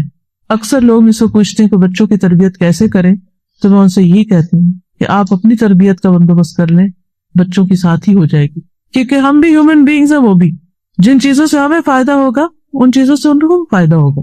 ان کی تربیت کرنے کے لیے ہمیں رول ماڈل بننا ہوگا، ایک اچھا نمونہ بننا ہوگا، تو اس لیے بہت ضروری ہے کہ ہم نمبر 1 اچھا نمونہ بنے، نمبر 2 اپنے علم میں اضافے کی کوشش کرتے رہیں مستقل طور پر۔ یعنی ہمارا دین ہمیں کیا سکھاتا ہے کہ ہم کب سے کب تک پڑھیں، کیا اس میں کوئی گریڈز یا ڈگریاں متعین کر دی گئی ہیں؟ یہ تو بعد میں لوگوں نے خود ہی کسی کورس کا نام دینی کا نام عالمہ رکھ دیا، کسی کا فاضلہ رکھ دیا، کسی کا کچھ اور رکھ دیا۔ ہمارے دین کے اندر ایسی کوئی درجہ بندی نہیں۔ ہم سب کو جو بات سکھائی گئی اور وہ ہر ایک کے لیے ہے، وہ یہ کہ مہد سے لاحد تک علم حاصل کرو۔ مہد کہتے ہیں پنگوڑے، یعنی پیدائش سے لے کر مرتے دم تک علم حاصل کرتے رہو۔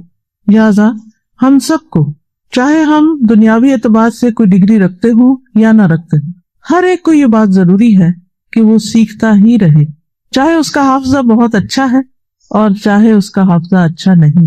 ضروری نہیں کہ ہر بات رٹی ہی جائے، اور ضروری نہیں کہ ہر بات زبانی یاد کر کے اس کو اپنے دل میں ہی رکھا جائے۔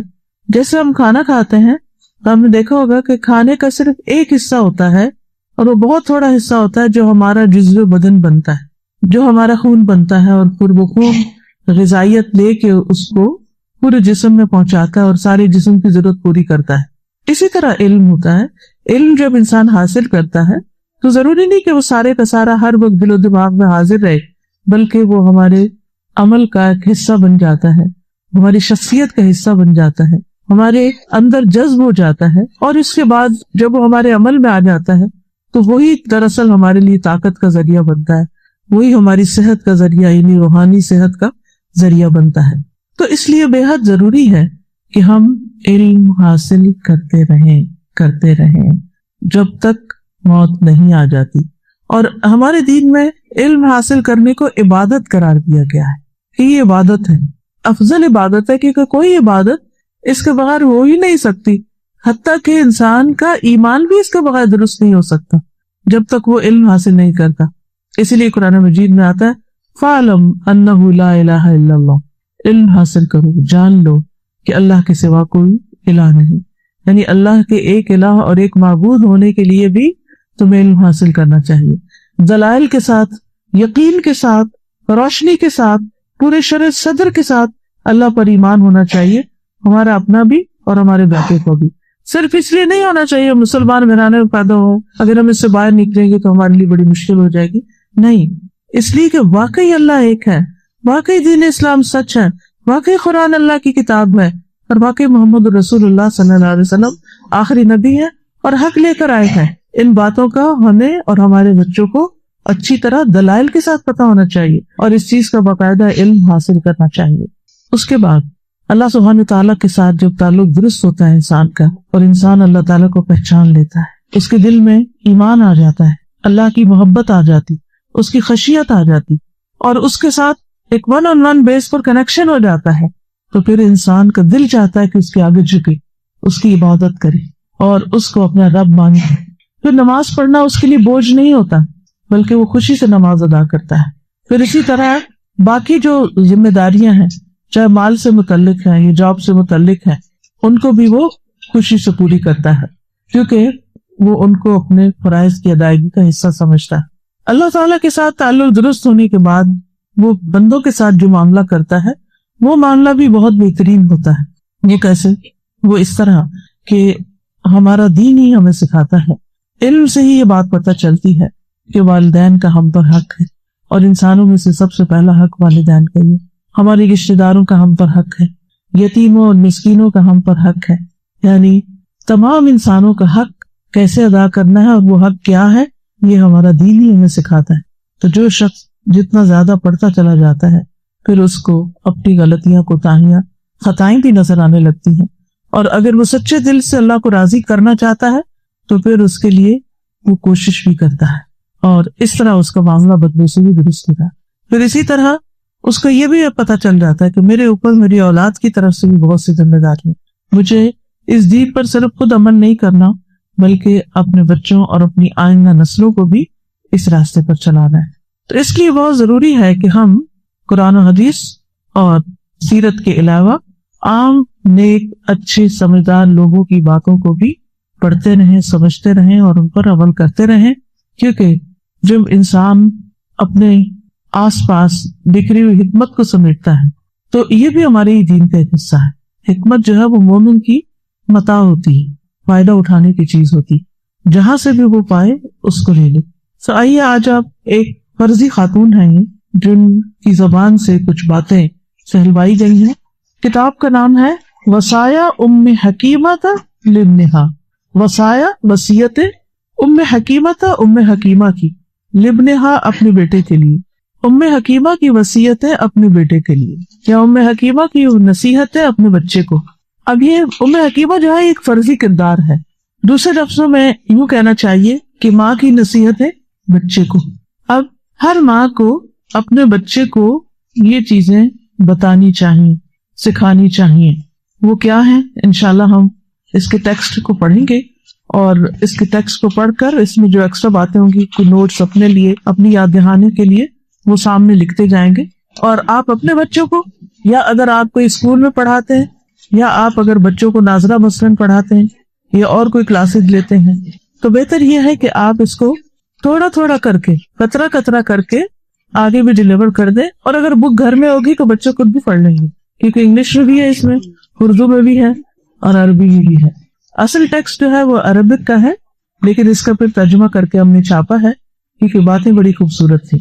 تو وصایا ام حکیمۃ لابنہا، چونکہ عربی عبارت بھی ہے تو جو مزہ عربی پڑھنے میں ہے اور سمجھنے میں وہ اردو اور انگلش میں نہیں، تو اس لیے میں عربی ساتھ پڑھوں گی اور اس کے بعد ایک ایک بات کو لے کر ہم ڈسکس کریں گے۔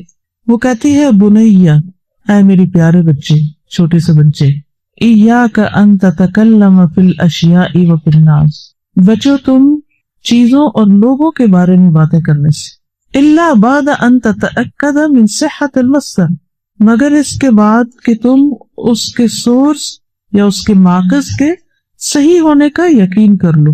کتنی عمدہ بات ہے کہ کسی انسان کے بارے میں اور کسی بھی چیز کے بارے میں زبان نہ کھولو جب تک کہ اس بات کے صحیح ہونے کا تمہیں یقین نہ ہو۔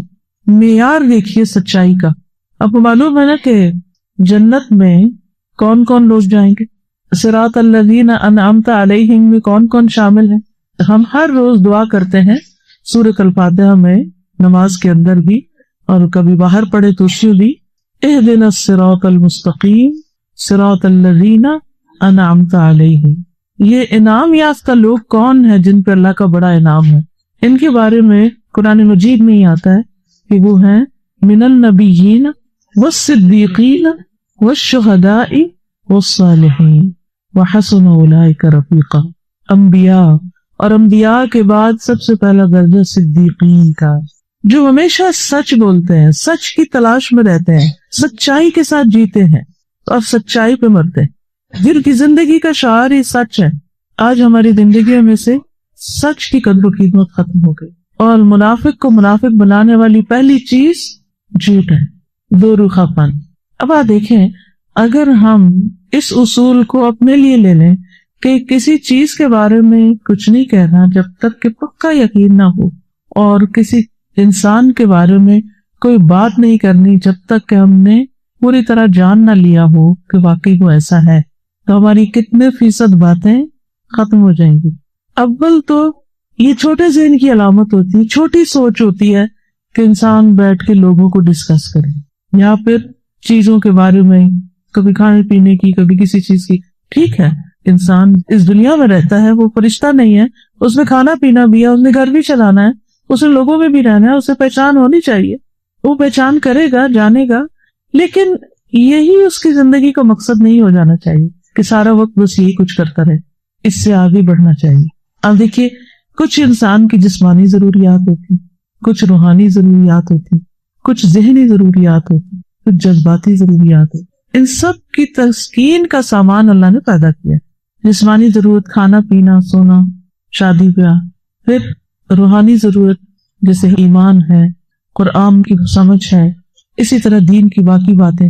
फिर जज्बाती जरूरत, इंसान के अंदर मोहब्बत के जज्बात भी हैं, उनकी भी तस्कीन उसे चाहिए होती है। फिर इसी तरह उसके अंदर गुस्सा, गम, बहुत सी और चीजें, इनको अपनी जगह पर रखना। और फिर ज़हन और अक्ल जो है इंसान की, उसकी नशोनुमा और बालिगी ये भी बड़ी जरूरी होती है। तो उसके लिए मुताला करना, किताबें पढ़ना। लेकिन हम सबसे ज्यादा किस चीज पे तवज्जो करते हैं? जिस्मानी जरूरियात पे, किसी हद तक कुछ चंद % रूहानी जरूरियात को भी देख लेते हैं। लेकिन हमें नहीं आती एंगर मैनेजमेंट, हमें नहीं आती कॉन्फ्लिक्ट रेजोल्यूशन, हमें नहीं आती कि मोहब्बत की हद क्या है, मोहब्बत किससे करते हैं, कितनी करते हैं, कौन सी जायजा कौन सी नहीं। मोहब्बत करते हैं तो हद से बढ़ जाते हैं, नफरत करते हैं तो हद से बढ़ जाते हैं, अदल इंसाफ से बढ़ जाते हैं, क्योंकि ये हमने सीखा ही नहीं। इसी तरह पढ़ना पढ़ाना वो तो स्कूल का काम था ना, अब स्कूल खत्म हो तो अब भी पढ़ते रहो। कितने लोग स्कूल खत्म होता है तो किताबों को कहाँ कर देते, पाकिस्तान में तो रद्दी भेज देते हैं, यहाँ पर मुझे नहीं पता, जंग पर निकाल देते होंगे। यार अव्वल तो खरीदते ही बहुत लोग अब काम, और वैसे भी अब तो डिजिटल हो गई हर चीज, तो जरूरत ही क्या है किताबें लेने। तो कहने का मेरा मतलब ये है कि हम ज्यादातर वक्त अपनी जज्बाती जरूरियात पूरी करने के लिए भी कुछ सीखने की बजाय, किसी पे गुस्सा है तो उसके ऊपर बात, किसी ने गम पहुंचाया तो उस पर बात, किसी से मोहब्बत है तो उसकी बात, किसी से नफरत है तो उसकी हिब्बत, ये बातें करते रहते हैं। अच्छा, और बाज बातें हमारा फर्स्ट हैंड एक्सपीरियंस भी नहीं होती। वो क्या होती? सुनी सुनाई, सियासी लीडर्स के बारे में, अपने हो या दुनिया के किसी और मुल्क के हो, जो मीडिया में अखबार में पढ़ा कहीं, बस वही आगे दोहरा दिया, खुद कुछ भी नहीं पता। हमें क्या पता कि हकीकत क्या है, तो हम क्यों आगे आगे आगे उसको किए चले जाने, और फिर इसके बाद उस पर तबसरा और उसको यकीन की हद तक 100% तुम बताती है कि बिल्कुल सही है, उन्होंने फलान जगह पढ़ा था, ना कि फलान जगह भी बाजू का तो गलत बातें लिखी होती। मेरा पर्सनल एक्सपीरियंस है, मीडिया ने मेरे बारे में जब कभी लिखा उसमें से हकीकत बहुत थोड़ी थी। उससे मैंने सीखी ये बात कि जब मीडिया किसी और के बारे में कुछ शाया करता है या बोलता है तो जरूरी नहीं कि वो सच्ची बात ही हो और हकीकत पर मबनी बात ही हो, तो बहुत सी गलत फहमियां भी हो सकती। तो मेरा ये शुगल नहीं होना चाहिए कि मैं इन चीजों को लेकर आगे बढ़ूं। तो सबसे सच्ची बात किसकी बात है? वइन्ना अस्दक़ल हदीसी किताबुल्लाह, सबसे सच्ची बात अल्लाह की किताब है। लेकिन हमारे पास उसी को समझने का, पढ़ना मैं नहीं कह रही, पढ़ फिर भी लेते हैं, समझते नहीं, उसी को समझने का वक्त नहीं, ना अपनी औलादों को समझाने का वक्त है, ना उसके लिए हम वक्त निकालते हैं और ना उसको इम्पोर्टेंट समझते हैं, जो सबसे सच्ची बात है। अच्छा, चीजों के बारे में भी हमारा क्या तर्ज अमल है? सुनी सुनाई बात है, ये चीज गर्म है, ये ठंडी है, ये फलां को नहीं खानी चाहिए, इससे ये हो जाता है, उससे सब बगैर तस्दीक शुदा चीजें एक से दूसरे में ट्रांसफर करती हैं। और फिर कोई कहीं से किसी चीज के फायले पढ़ लेता है और वो सब को टोट के बताता फिरता है। और हालांकि हर एक का मिजाज जो है वो मुख्तलिफ होता है, एक कमीज सबको नहीं पूरी आती, अल्लाह ने हर एक का मिजाज अलग अलग बनाया। एक शख्स एक चीज खाता है, अब तो आप देखें एलर्जीज का दौर है, एक ही चीज एक बच्चा खाता है, वो उसके लिए बहुत मजे की है और दूसरे के लिए बीमारी है, एक ही चीज है। इसी तरह हर चीज है वो हर एक को सूट नहीं करती। तो हमें अपना ये मिजाज बनाना है कि बात वो करनी जिसका यकीन हो, नहीं तो चुप रखे, अपने आप को बंद रखे जबान। और इसी तरह लोगों के बारे में भी और चीजों के बारे में भी मालूमात दूसरों को वो दें जो ऑथेंटिक हो, जो ऑथेंटिक नहीं उसकी जरूरत भी नहीं। लेकिन अफसोस ये कि आजकल सोशल मीडिया के ऊपर जो मालूमात एक दूसरे को फॉरवर्ड की जा रही होती हैं, उनमें से अक्सर क्योंकि बुनियादी नहीं होती। देखिए हम कितना वक्त जाया करते हैं, और सिर्फ वक्त ही जाया करते, جھوٹ کو پھیلانے اور نشر کرنے کا جرم بھی اپنے ذمہ لیتے ہیں. اور یہ کوئی معمولی بات نہیں. ایسے شیخ جو علامہ اقبال کے نام سے بھیج رہے ہوتے ہیں, جو بخاری اور مسلم کی احادیث نہیں, اس کے نیچے بس بات کسی کی کہیں کہ لکھ کے نیچے لکھا بخاری. اب شامت ہم جیسا کہ آتی ہے, ہر دوسرے دن کوئی چیز بھیج دیتا ہے, آپ بتائیے چیک کر دیں اوتھینٹک ہے یہ نہیں. آپ دیکھیے کہ ہم ہر وقت جو ہی نکالتے رہیں گے, یہ غلط ہے, یہ غلط ہے, یہ غلط ہے, یہ غلط ہے. بھائی میں تو یہی کہتی ہوں کہ تم خود کیوں نہیں صحیح علم حاصل کرتے کہ تمہیں خود ہی پتہ چلے, کیونکہ اتنی انفارمیشن کی یہ لغار اور بمبارڈمنٹ ہو گئی ہے کہ کنفیوژنز کریٹ ہو گئی ہیں. اور ایسے میں وہی بات یاد آتی کہ میں تم میں 2 چیزیں چھوڑ کے جا رہا ہوں, جب تک انہیں مضبوط پکڑے رکھو گے کبھی گمراہ نہیں ہوگے. اب یہ جو لائن ہے نا, اس کے سامنے والی لائن پہ لکھ دیجئے, قرآن مجید سب سے سچی بات ہے, خود بھی سمجھنا ہے, بچوں کو بھی سمجھانا ہے, سکھانا ہے. یہ اپنے لیے ریزولوشن بنا لیجیے, کیونکہ یہاں سے اٹھ کے جائیں گے تو باتیں تو بھول جائیں گے, لیکچر تو بھول جائے گا. کچھ چیزیں جو یہاں لکھی ہوئی ہوں گی, لیکن اس کے ساتھ جو ایکسپلینیشن میں دے رہی ہوں, چند جملے جو اہم ہیں وہ ضرور لکھ لیجیے, تاکہ جب کبھی آپ یہ کتاب کھولیں تو آپ کو یاد آئے کہ ہاں میں نے ایک بات سوچی تھی, یہ کرنی ہے تو میں نے اب تک نہیں کی, مجھے کر لینی چاہیے. اور اب الحمدللہ آپ دیکھیے کہ ہر جگہ پر انتظامات موجود ہیں, کلاسز بھی ہو رہی ہیں, اور اس کے علاوہ آن لائن بھی کلاسز موجود ہیں, اوتھینٹک ویب سائٹس بھی موجود ہیں. الحمدللہ علم حاصل کرنا, پہلے تو دور دراز لوگ جایا کرتے تھے, اب گھر بیٹھ کے بھی بہت سی چیزیں اویلیبل ہو جاتی, آپ کی قریب کی ویسینٹی میں بھی سب کچھ موجود ہوتا ہے. اور اپنے لیے اصول یہ بنانا ہے کہ جس چیز کی مجھے حقیقت نہیں پتا, میں نے اس کو فارورڈ نہیں کرنا, آپ نہیں فارورڈ کیجئے. دیکھیں ایک گروپ میں مثلا 256 لوگ ہوتے ہیں, جب ہم ایک فضول بات اس میں شیئر کر دیتے ہیں تو 256 پیپل کا نقصان ہوتا ہے. اگر صرف 1 منٹ کی چیز بھی ہے تو 256 منٹ آپ نے لوگوں کے ضائع کر دیے, اور غلط علم پھیلایا, اس کی پوچھ ہوگی, پکڑ ہوگی آپ سے, اس کا جواب دینا ہوگا آپ کو. خصوصاً اگر نبی صلی اللہ علیہ وسلم پر جھوٹ باندھا جائے, حدیث میں آتا ہے من کذب علی متعمدا فلیتبوأ مقعدہ فی النار, جو مجھ پر جان بوجھ کے جھوٹ بولے اسے چاہیے کہ اپنا ٹھکانہ جہنم میں بنائے. تو جو لوگ یہ گھڑتے ہیں نا یہ جھوٹ, وہ تو اصل مجرم ہیں, لیکن ہم بھی ان کے مددگار ہو جاتے ہیں نا. ظالم کا ساتھ نہیں دینا چاہیے, ہم بھی مددگار ہو جاتے ہیں ان کے آگے آگے آگے پھیلا کے. اور جب وہ بہت شہرت پکڑنے لگتی, اب آپ دیکھیے جیسے سوشل میڈیا ہی ہے یا ویسے یوٹیوب ہے, یوٹیوب پر اگر کوئی چیز وائرل ہو جاتی ہے تو آپ کو معلوم ہے نا کہ اس بندے کو بہت سے اشتہار ملنے لگتے ہیں, اور وہ بہت سا مال اکٹھا کر لیتا ہے اس جھوٹ کے ساتھ. اب بہت سی چیزیں لوگ ایسی اپلوڈ کر دیتے ہیں جو ان کی نہ اپنی بنائی ہوئی ہوتی ہیں, یا نہ ان کا اپنا حق ہوتا ہے, کسی اور کی اٹھا کے اپنے اوپر ڈال کے اور اس سے پیسے کمانا شروع کر دیتے ہیں. محنت کسی کی, پیسہ کوئی اور کما رہا ہے. یہ بھی کتنی غلط بات ہے. اس لیے بہت ضروری ہے کہ نمبر 1 ہم کوئی ایسی بات نہ کریں, اور یہ چیز ہماری زندگی تو پھر گزر گئی, اور ہم تو بڑی خواتین تو عموماً اتنی زیادہ ان چیزوں میں اتنی دلچسپی بھی نہیں لیتی, لیکن دیکھیے کہ بچوں کے لیے کتنا ضروری ہو گیا کہ ان کو گائیڈ لائن دی جائے. یعنی یہ باتیں بہت پرانی باتیں ہیں, لیکن کس طرح ہر دور میں فائدہ مند ہیں. وَإِذَا جَاءَكَ أَحَدٌ بِنَبَإٍ فَتَبَيَّنْ قَبْلَ أَن تَتَهَوَّرَ, جب کوئی تمہارے سامنے کوئی خبر لائے تو جلدی کرنے سے پہلے اس کی تحقیق کرو. وَإِيَّاكَ وَالشَّائِعَةَ, اور مشہور خبر پر یقین کرنے سے بچو. اچھا بعض اوقات لوگ جیسے 1 اپریل ہوتا ہے تو اس میں لوگوں کو پھول بنانے کے لیے 1 اپریل پھول بڑے بڑے جھوٹ بول دیتے ہیں. کوئی مشہور کر دیتا ہے محمد علی کلے جب ابھی فوت نہیں ہوا تھا تو محمد علی کلی فوت ہو گیا, فلاں فوت ہو گیا. اب اس طرح کی باتیں وقتی طور پر امیوزمنٹ کے لیے لوگ مشہور کر دیتے ہیں, لیکن بہت بڑا جھوٹ ہے جس میں شریک ہوتے ہیں. تو خواہ آپ کے پاس کوئی خبر آئے یا آپ اسے پڑھیں, اور خصوصاً جو بہت مشہور ہو جائے اس کے بارے میں بھی فوری اس کی تصدیق نہ کرو. نبی صلی اللہ علیہ وسلم پر بعض حدیثیں جھوٹی گھڑی گئیں, اور وہ اتنی مشہور ہوئی کہ اگر کسی کو یہ بتایا جائے نا کہ یہ جھوٹی ہے بات, یہ آپ نے نہیں فرمائی, تو لگے دیکھو ہر کوئی یہ بتاتا ہے, ہم نے تو بچپن سے پڑھی ہے. نہیں, کوئی ضروری نہیں ہے کہ بچپن سے پڑھی تو سچ ہوگی. مثلاً وہ ایک مشہور حدیث ہے چین جانے والی, علم حاصل کرنے کے لیے اگر چین بھی جانا پڑے تو چلے جاؤ, یہ کوئی حدیث نہیں ہے. نہ ہی نبی صلی اللہ علیہ وسلم نے لوگوں کو علم حاصل کرنے چین بھیجا. ہاں اگر آپ کی اپنی چوائس ہے جانے کی، آج کل بہت سے لوگ میڈیکل وہاں جا کے پڑھ لیتے ہیں اور جلدی یا سستی ڈگری کر لیتے ہیں، تو ٹھیک ہے چلے گئے اگر آپ کے لیے کنوینئنٹ ہے.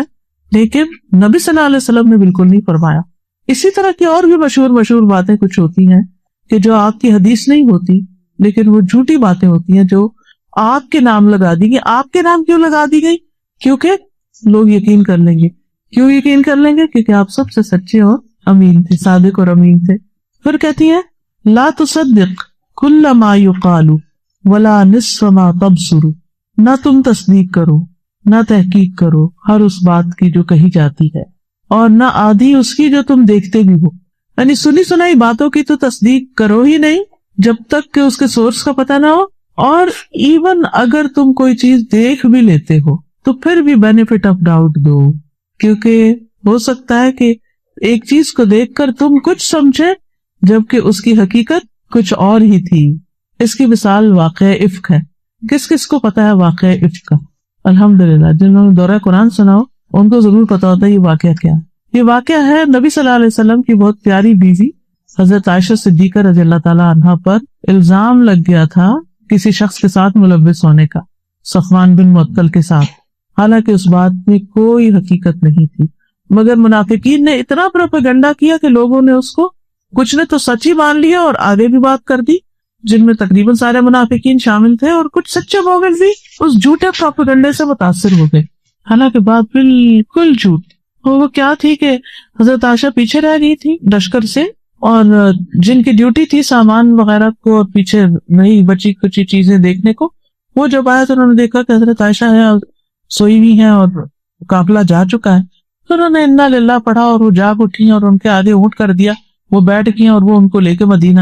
جو ہے وہ مدینہ میں انٹر ہوئے ان کو لے کر، تو کہا کہ یہ نبی کی بیوی تو نعوذ باللہ پیچھے رہی ہے اس شخص سے دوستی کی وجہ سے اور کوئی برا کام کر کے آئی ہے. کتنا بڑا جھوٹ تھا اور کتنا اس کو عام کر دیا گیا، صرف اس لیے کہ اب عبداللہ بن ابی کیا کہتا ہوگا کہ میں نے اپنی آنکھوں سے دیکھا اس کو ساتھ آتے ہوئے. تو ہم نے آنکھوں سے دیکھا ہے صفوان کو حضرت عائشہ ایک طرح سے ان کو فیور کر کے ان کو لاتے ہوئے. تم نے یہ تھوڑی دیکھا کہ نعوذ باللہ اس نے کوئی برا کام. اور یہ ضروری تو نہیں کہ اگر کوئی مرد کسی عورت کے ساتھ کسی جگہ اکیلا دیکھا گیا تو وہ ضرور کو برا ہی کام کر کے بیٹھے ہو، یہ تو حق نہیں. اسی لیے اس چیز سے منع کیا گیا کہ کوئی عورت کسی مرد کے ساتھ اکیلی نہ بیٹھے، کیونکہ اس سے لوگوں کے اندر شکوک و شبہات پیدا ہو جاتے ہیں اور وہ گھروں میں لڑائیاں فساد شروع ہو جاتے ہیں. میں ساسکیٹون میں تھی پچھلے ہفتے، تو مجھے کسی نے بتایا کہ یہ بچی بہت پیاری سی بچی ہے، بہت اچھی، بہت بااخلاق سی، لیکن ہسبینڈ وائف کے بیچ میں لڑائی ہو گئی ایک بات پر. وہ یہ تھی کہ لڑکی کے جو پیرنٹس تھے وہ بہت ماڈرن تھے اور ان کے اندر کزنس کے ساتھ ہاتھ ملانا، حق کرنا، بیٹھنا، ہنسی مذاق کرنا کو برا نہیں سمجھا جاتا. لیکن شوہر کا جو خاندان تھا وہ ذرا ریزرو قسم کا تھا. اب اسی طرح کہیں کسی پارٹی شادی میں ہسبینڈ نے دیکھ لیا کہ میری وائف جو ہے وہ اپنے کزن کے ساتھ ہنس بول رہی ہے، which was just a normal routine matter ان کے خاندان میں. تو بس یہاں سے پھر اس نے ہر چیز میں شک کرنا شروع کر دیا، ہر چیز کے اندر لڑائی جھگڑا فتنہ فساد. اور اتنی قابل اور اتنی پیاری اور اتنی اچھی بچی جس کرب سے گزر رہی ہے اس کا اندازہ نہیں کیا جا سکتا. اب آپ دیکھیے کہ ہسبینڈ وائف کو رشتہ ایک ٹرسٹ کا رشتہ ہوتا ہے. ایک دوسرے کے اوپر اگر ٹرسٹ نہ رہے تو زندگی حرام ہو جاتی ہے، غموں کا انبار لگ جاتا ہے. تو ایسی صورت میں اسلام نے کچھ ایسی حدیں لگائی ہیں، کچھ ایسی پابندیاں ہمیں بتائی ہیں کہ ان کا لحاظ رکھا جائے تاکہ میاں بیوی کا آپس کا ٹرسٹ جو ہے وہ خراب نہ ہو، وہ ختم نہ ہو. تو بہرحال وہ تو ایک الگ ایشو ہے. یہاں پر جو بات کی جا رہی ہے وہ یہ کہ لوگوں کی باتوں کی تصدیق مت کرو، سنی سنائی باتوں کی. اور ایون جب تم کوئی چیز اپنی آنکھوں سے بھی دیکھ لو تو اس سے بھی ٹھہر جاؤ، فوراً ججمنٹ نہیں پاس کرو. بعض اوقات دور سے چیزیں کچھ اور نظر آ رہی ہے، بعض اوقات ایک چیز ہم سوچ رہے ہوتے ہیں اور ہم اپنے ہی آئینے اور نظر اینک کے مطابق اس کو دیکھ رہے ہوتے ہیں. اب جن لوگوں کی نظر کمزور ہوتی ہے اور وہ اینک سے صحیح دیکھ پاتے ہیں، اگر وہ اینک اتار دیں تو ان کو بعض اوقات دوسروں کو دیکھنے میں بھی غلط فہمی ہو جاتی. سچ نہیں، میں دیکھا تو فلاں تو بھی نہیں، آپ کی اینک نہیں لگی، اس لیے آپ نے کچھ اور دیکھا. اینک لگ جائے گی تو پھر چیزیں کچھ اور نظر آئیں گی، تو دیکھنے میں بھی غلط فہمی ہو جاتی ہے. وَإِذَا ابْتَلَاكَ اللَّهُ بِعَدُوٍّ، جب اللہ تمہیں کسی دشمن سے مبتلا کر دے، یعنی جب کوئی شخص تمہارا دشمن بن جائے، ہوتا ہے نا، تو اسے ڈیل کیسے کرو؟ مثلاً آپ کے بچے اسکول میں ہیں، بعض اوقات لڑائیاں ہو جاتی ہیں، فائٹنگ ہو جاتی ہے، دشمنیاں پیدا ہو جاتی ہیں، یا ایسی قسم کی کچھ چیزیں ہو جاتی ہیں۔ اچھا، بعض ایسی ہوتی ہیں جو بہت اوپن ہوتی ہیں، اور بعض ہوتی ہیں جو دل ہی دل میں ایک دوسرے سے بغض رکھے ہوتے ہیں اور اینیموسٹی۔ تو پھر کیا کرو؟ اس کو کس طرح اوور کم کرو؟ قابلہ بالاحسان الیہ، اس کا مقابلہ احسان کے ساتھ کرو۔ قرآن مجید میں آتا ہے ادفع باللتی ہی احسن، اس طریقے سے دور کرو جو احسن، یعنی برائی کو بھلائی سے دور کرو۔ اقسم باللہ، میں اللہ کی قسم کھاتی ہوں، ان العداوۃ تنقلب حبا، کہ دشمنی محبت میں بدل جائے گی۔ تصور، سوچو تو ذرا، سوچو تو صحیح۔ بہت ہی اچھی بات انہوں نے کہی اور اس پہ توجہ کی ضرورت ہے۔ اپنے لیے سامنے کے پیج پر لکھ لیجئے، نفرت اور دشمنی کا مقابلہ احسان کے ساتھ کرنا ہے، احسان کے ساتھ۔ آپ نے دیکھا ہوگا کہ بعض بچے آپس میں گھروں میں بہت لڑتے، بھائی بھائی سے لڑ رہے ہیں، بہن بھائی سے لڑ رہی ہے، اور آپ سر پکڑ کے بیٹھ لیتے، سمجھ نہیں آتا کہ ان کو کیسے سمجھاؤں۔ آپ ہر روز صلح کرا رہے تھے، ہر روز سمجھا رہے تھے مت لڑو مت لڑو مت لڑو۔ اب اس کے لیے طریقہ یہ ہے کہ بچپن سے ہی آپ بچوں کو سکھائیں ایک دوسرے کو اپنے اوپر فوقیت دینے کی، یعنی دوسرے کو امپورٹنس دینا سکھائیں۔ جو لوگ دوسروں کو اہمیت دینا جانتے ہیں، ان کا صحیح مقام پہچان کر ان کو اس مقام کے مطابق ڈیل کرتے ہیں، ان کی زندگی میں مسائل کم ہوتے ہیں۔ جب ہم کسی کو رسپیکٹ نہیں دیتے جبکہ اللہ نے اس کو رسپیکٹیبل بنایا، تو مسائل بڑھ جائیں گے۔ اور اس میں مثال ہے ہسبینڈ وائف کی۔ مثلا شروع میں نے بات کی، قرآن سب سے سچی کتاب ہے، وہ سچ بولتی ہے، ہم نہ مانے تو ہماری مرضی۔ قرآن مجید میں اللہ سبحانہ وتعالیٰ نے مردوں کے حقوق بھی بتایا، عورتوں بھی بتایا، لیکن ایک جگہ ساتھ ہی یہ بتایا وَلِلرِّجَالِ عَلَيْهِنَّ دَرَجَةٌ، کہ مردوں کو عورتوں پر ایک ڈگری درجہ دیا گیا ہے۔ کیوں؟ تاکہ گھر کا نظام صحیح طور پر چل سکے۔ جن گھروں میں مرد کی رسپیکٹ ہوتی ہے وہاں اس کا رویہ اور معاملہ کچھ اور ہوتا ہے، اور جہاں مرد کو رسپیکٹ نہیں دی جاتی، وہ احساس کمتری میں مبتلا ہو جاتا ہے، تو وہاں وہ اپنی فرسٹریشن اور طرح نکالتا ہے۔ بعض اوقات قصور بھی اسی کا ہوتا ہے، میں یہ نہیں کہتی کہ اس کا قصور نہیں ہوتا، قصور ہوتا ہے اس کا، مثلا یہ کام نہیں کرتا، محنت کا عادی نہیں، یا اپنے فیملی کے لیے کیئر نہیں کرتا، یہ کئی چیزیں ہو سکتی۔ اس کے باوجود چونکہ مرد ہے تو اپنے رویے اور معاملے میں ذرا اسے کہتے ہیں نا کہ نرمی پیدا کی جائے۔ مرد کی اگر انا کو ٹھیس پہنچائی جائے تو اس سے زیادہ کوئی چیز عورت کے لیے نقصان دہ نہیں ہوتی۔ اگر اس کو رسپیکٹ نہ دی جائے، جیسے آپ دیکھیں ہمارے نانی دادی کے وقت جو میں نے کلچر اپنے گاؤں میں اور اپنے شہر میں اور اپنے آس پاس دیکھا ہوا ہے، اس میں مرد کی حیثیت خاندان کے اندر، یا ایک جو میں نے اپنے نانا کو دیکھا، وہ ویسے بھی اپنے گاؤں کے وہ نمبردار ہوتے ہیں جیسے، اور وہ چودھری ہوتے ہیں، اور وہ لوگوں کے فیصلے نبھانے، تو بہت رسپیکٹ تھی ان کی۔ لیکن اس کے ساتھ ساتھ میں دیکھتی تھی کہ میری نانی، میری خالہ، ماموں سب ان کو بہت امپورٹنس دیتے تھے، اور وہ بھی جواباً سب کو امپورٹنس دیتے۔ میرے اپنے والد، پورے خاندان کے لوگ ان کی عزت کرتے۔ میری اپنی والدہ، کبھی آج تک میں نے اپنی والدہ کو ان کے سامنے اونچی آواز میں نہیں بولتے تھے۔ یہ ایک دو دن کی بات میں کئی سالوں کا مشاہدہ ہے، کبھی نہیں دیکھا کہ انہوں نے پلٹ کے جواب دیا ہو یا کوئی بدتمیزی کا سلوک کیا ہو۔ اور میرے والد کے پھر جواباً کیئر کا حال کیا تھا کہ وہ بیمار ہوتی، کچھ ہوتے، سراہنے کھڑے رہتے تھے۔ ہمیں تو پتہ ہی نہیں تھا بچپن میں کہ ماں باپ لڑتے بھی ہوتے ہیں کہیں، کیونکہ ہم نے تو یہ سیکھا تھا وہ احترام اور عزت کی جگہ۔ ماں بھی سکھاتی تھی کہ ان کا ادب کرو، وہ بلا رہے ہیں جلدی کرو۔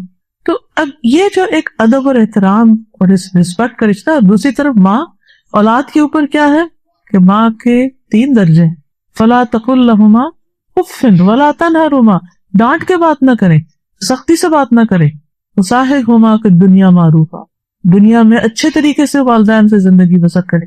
وقل لہما قولا کریما بھی آتا ہے، تو عزت سے بات کریں والدین سے۔ تو جب ہم ان رشتوں کو جن کو اللہ نے عزت دی ہے، مقام دیا، ان کا مقام پہچانتے ہیں، تو کیا ہوتا ہے؟ ہمارا اپنا مقام بڑھتا ہے۔ یعنی عزت لینے والے کا نہیں، یاد رکھیے عزت دینے والے کی عزت ہوتی ہے۔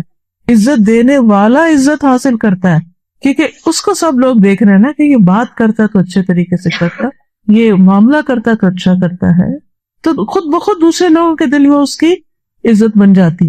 لیکن ہم عام طور پر اس اصول قاعدے کو نہیں سمجھتے۔ تو یہاں پر یہ کہتے ہیں کہ باقیوں کو تو عزت دینا تو دینا، اپنے دشمن کے ساتھ بھی احسان کرو۔ اچھا، ہر خاندان کے اندر تقریباً یہ ہوتا ہے کہ کچھ رشتے ایسے ہوتے ہیں جن میں کمپٹیشن ہوتا ہے، جیسے دیورانی جیٹھانی کا رشتہ ہے، یا اسی طرح نند بھاوج کا، یا ایون کچھ اور بھی ایسے بیچ میں آ جاتے ہیں جن کے ساتھ ایک خاموش کمپٹیشن چل رہا ہوتا ہے۔ اب جہاں یہ کمپٹیشن ہوتا ہے نا، وہاں دل بہت اچھے ایک دوسرے کے لیے نہیں ہوتے، کیونکہ تھوڑی تھوڑی جیلسی بھی ہوتی ہے۔ اب جب جیلسی دل میں آ جاتی ہے تو پھر آپ دوسرے شخص کو کہیں نہ کہیں سے کاٹنے کی کوشش کرتے ہیں، اس کی بات کو رد کرنے کی، اس کو تھوڑا لیٹ ڈاؤن کرنے کی، کیونکہ آپ ڈیفینسو موڈ میں ہوتے ہیں نا۔ تو جب انسان ڈیفینسو موڈ میں ہوتا ہے تو کہیں نہ کہیں کچھ نہ کچھ مارتا رہتا ہے دوسرے کو۔ نتیجہ کیا ہوتا ہے؟ تعلقات کبھی بھی اچھے نہیں ہوتے۔ کوئی بات نہیں، بھلے آپ کے دل میں دوسرے کے لیے کوئی تکلیف بھی ہے تو بھی اچھا معاملہ کریں، تو بھی احسان کا کریں، تو بھی رسپیکٹ کا کریں۔ چاہے اپنے دل کو برا لگ رہا ہے، نفس کے اوپر ہارڈ ہے، کوئی بات نہیں، کنٹرول کریں اس کو تھوڑی دیر کے لیے، اور دوسرے سے سلام میں پہل کریں، حال پوچھیں، مدد کریں، آگے بڑھیں۔ آپ دیکھیں کہ حالات کیسے تبدیل ہو جاتے ہیں۔ یہ تو قرآن کا فارمولہ ہے، ادفع باللتی ہی احسن فاذا الذی بینک وبینہ عداوۃ کأنہ ولی حمیم، کہ تمہارے اور اس کے درمیان اگر عداوت بھی ہے تو ایسا ہو جائے گا جیسے گہرا دلی دوست۔ نبی صلی اللہ علیہ وسلم کا کارنامہ یہی ہے کہ انہوں نے اپنے دشمنوں کو دوست بنایا۔ ہم اپنے محسنوں کو بھی اپنا دوست نہیں بنا سکتے، کیوں؟ ٹھیک ہے، زندگی میں کچھ لوگ بڑے سخت مزاج ہوتے ہیں، ہارڈ ہوتے ہیں، مشکل ہوتی ہے ڈیلنگ ان سے، لیکن ایوریج لوگوں سے ہمارا معاملہ کیا ہے؟ ہم کتنی دفعہ دن میں مسکراتے ہیں، کتنی دفعہ سلام میں پہل کرتے ہیں، کتنی دفعہ آرام سے بات کرتے ہیں جب کوئی ہم سے کوئی سوال کرے، پوچھے فلاں چیز کیا ہے۔ مثلا اکثر ہسبینڈ لوگ کیا کرتے ہیں، چابیاں کہیں لا کے رکھ دیتے ہیں، پھر صبح شور مچا دیتے ہیں، چابی کہاں ہے، چابی کہاں ہے، اور آپ نے کہیں رکھی بھی ہوتی ہے اور آپ بھی چپ کر کے کھڑے ہوتے ہیں، اچھا آئے تو میں مزہ چکھاؤں گی۔ اصل مسئلہ تو یہ کہ ایک جگہ بنا دیں، اگر کچھ سے خود نہیں رکھا آپ جا کے وہاں لٹکا دیا کریں تاکہ صبح ہی شور ہی نہ اٹھے، وہاں سے خود ہی انہیں پتا ہو کہ بھی یہی چابی ملے گی، مل جائے گی۔ چھوٹی چھوٹی چیزوں سے بدمزگیاں شروع ہوتی ہیں، اور پھر اس وقت ہمارا رویہ جو ہوتا ہے وہ بہت تلخ ہو جاتا ہے، جس سے وہ تلخی لے کے نکلتے ہیں اور آپ تلخی لے کے پیچھے رہتی ہیں، اور زندگی جو ہے وہ دوبر سے دوبر ہوتی چلی جاتی ہے۔ تو اب کسی کو تو پہل کرنی ہے نا، تو نفرتوں کو ختم کریں، اور جو ابتدا کرتا ہے اچھے رویے کی، اس وقت بہت بھاری ہوتا ہے نفس پر کہ اس سے مجھے ہرٹ کیا تو میں تو نہیں ہوں، میں تو بولوں گی بھی نہیں۔ 3 دن میں وہ ہرٹ ٹھنڈی ہو جانی چاہیے، ہاں پھر اس کے بعد یہ ہے کہ جو پہل کرے گا سارا ثواب اس کو مل جائے گا۔ 2 سلام کرنے والوں میں جو پہل کرتا ہے اس کا اجر زیادہ ہوتا ہے، کیونکہ ہمارا دل ہمیں کنٹرول کیے نا، نفس کنٹرول کیے ہوئے، تو ہم یہ کر نہیں پاتے۔ تو آگے کیا ریزولوشن بنائیں گے، کیا لکھیں گے سامنے والے پیج پر؟ نفرتوں کو ختم کرنا ہے، برا کرنے والے سے اچھا کرنا ہے۔ آج جا کر کوشش کیجیے، جس شخص نے، کسی پرانی دوست نے کافی دن تک آپ کو کال نہیں کیا، آپ ذرا آج جا کے حال پوچھ لیں، وہ کتنی خوش ہو جائے گی، اور جب وہ خوش ہوگی تو آپ بھی بہت خوش ہو جائیں گے۔ یا کسی ایسے رشتے کو جو منتظر رہتا ہے آپ کا، خاص طور پر ہمارے ماں باپ اور جب دور ہو تو منتظر رہتے ہیں، سسرال والے کو اور بھی زیادہ کہ کیا کرتی، کہہ بھی نہیں سکتے ہو لیکن دل بھی ان کا چاہ رہا ہوتا ہے کہ ہمیں پوچھ ہی لیں۔ عموماً شکوہ کیا ہوتا، اس نے تو مجھے پوچھا تک نہیں، اس نے مجھے اگنور کر دیے۔ یہ اگنور کرنے کی فیلنگ ہے بڑی تکلیف دہ ہوتی ہے۔ آپ کسی شادی میں گئے، کسی پارٹی میں گئے ہیں، آپ کسی کو گلے لگا کے مل رہے ہیں، اور وہ بزرگ بوڑھی ساس آپ کی شکل دیکھ رہی ہے کہ کب فارغ ہوگی دوستوں سے جو میرے پاس ہی آئے۔ ہم چونکہ اس مقام پہ پھر پہنچے نہیں نا، تو ہمیں پتہ بھی نہیں ہوتا کہ ان کی فیلنگز کیا ہے۔ نہیں تو جو بڑے ہوتے ہیں تو پھر احساس ہوتا ہے کہ بزرگوں کے پاس جا کے سلام کر کے دعا لینا زندگی میں کتنی خوشیاں لے آتا ہے۔ بعض اوقات ایسا ہوتا ہے کہ بچوں کا قصور ہوتا ہے، ماں باپ کا نہیں ہوتا، تو ہم بچوں کے قصور کی سزا ان کے ماں باپ کو بھی دے رہے ہوتے ہیں، حالانکہ ان کا نہیں۔ ویسے خالہ کے گھر رشتہ ہوا، ماموں کے گھر ہوا، نہیں بنی، اب خالہ ماموں سے بھی کاٹ لی، نہیں کیوں؟ نہیں، انہوں نے اس وقت حق کی بات نہیں کی۔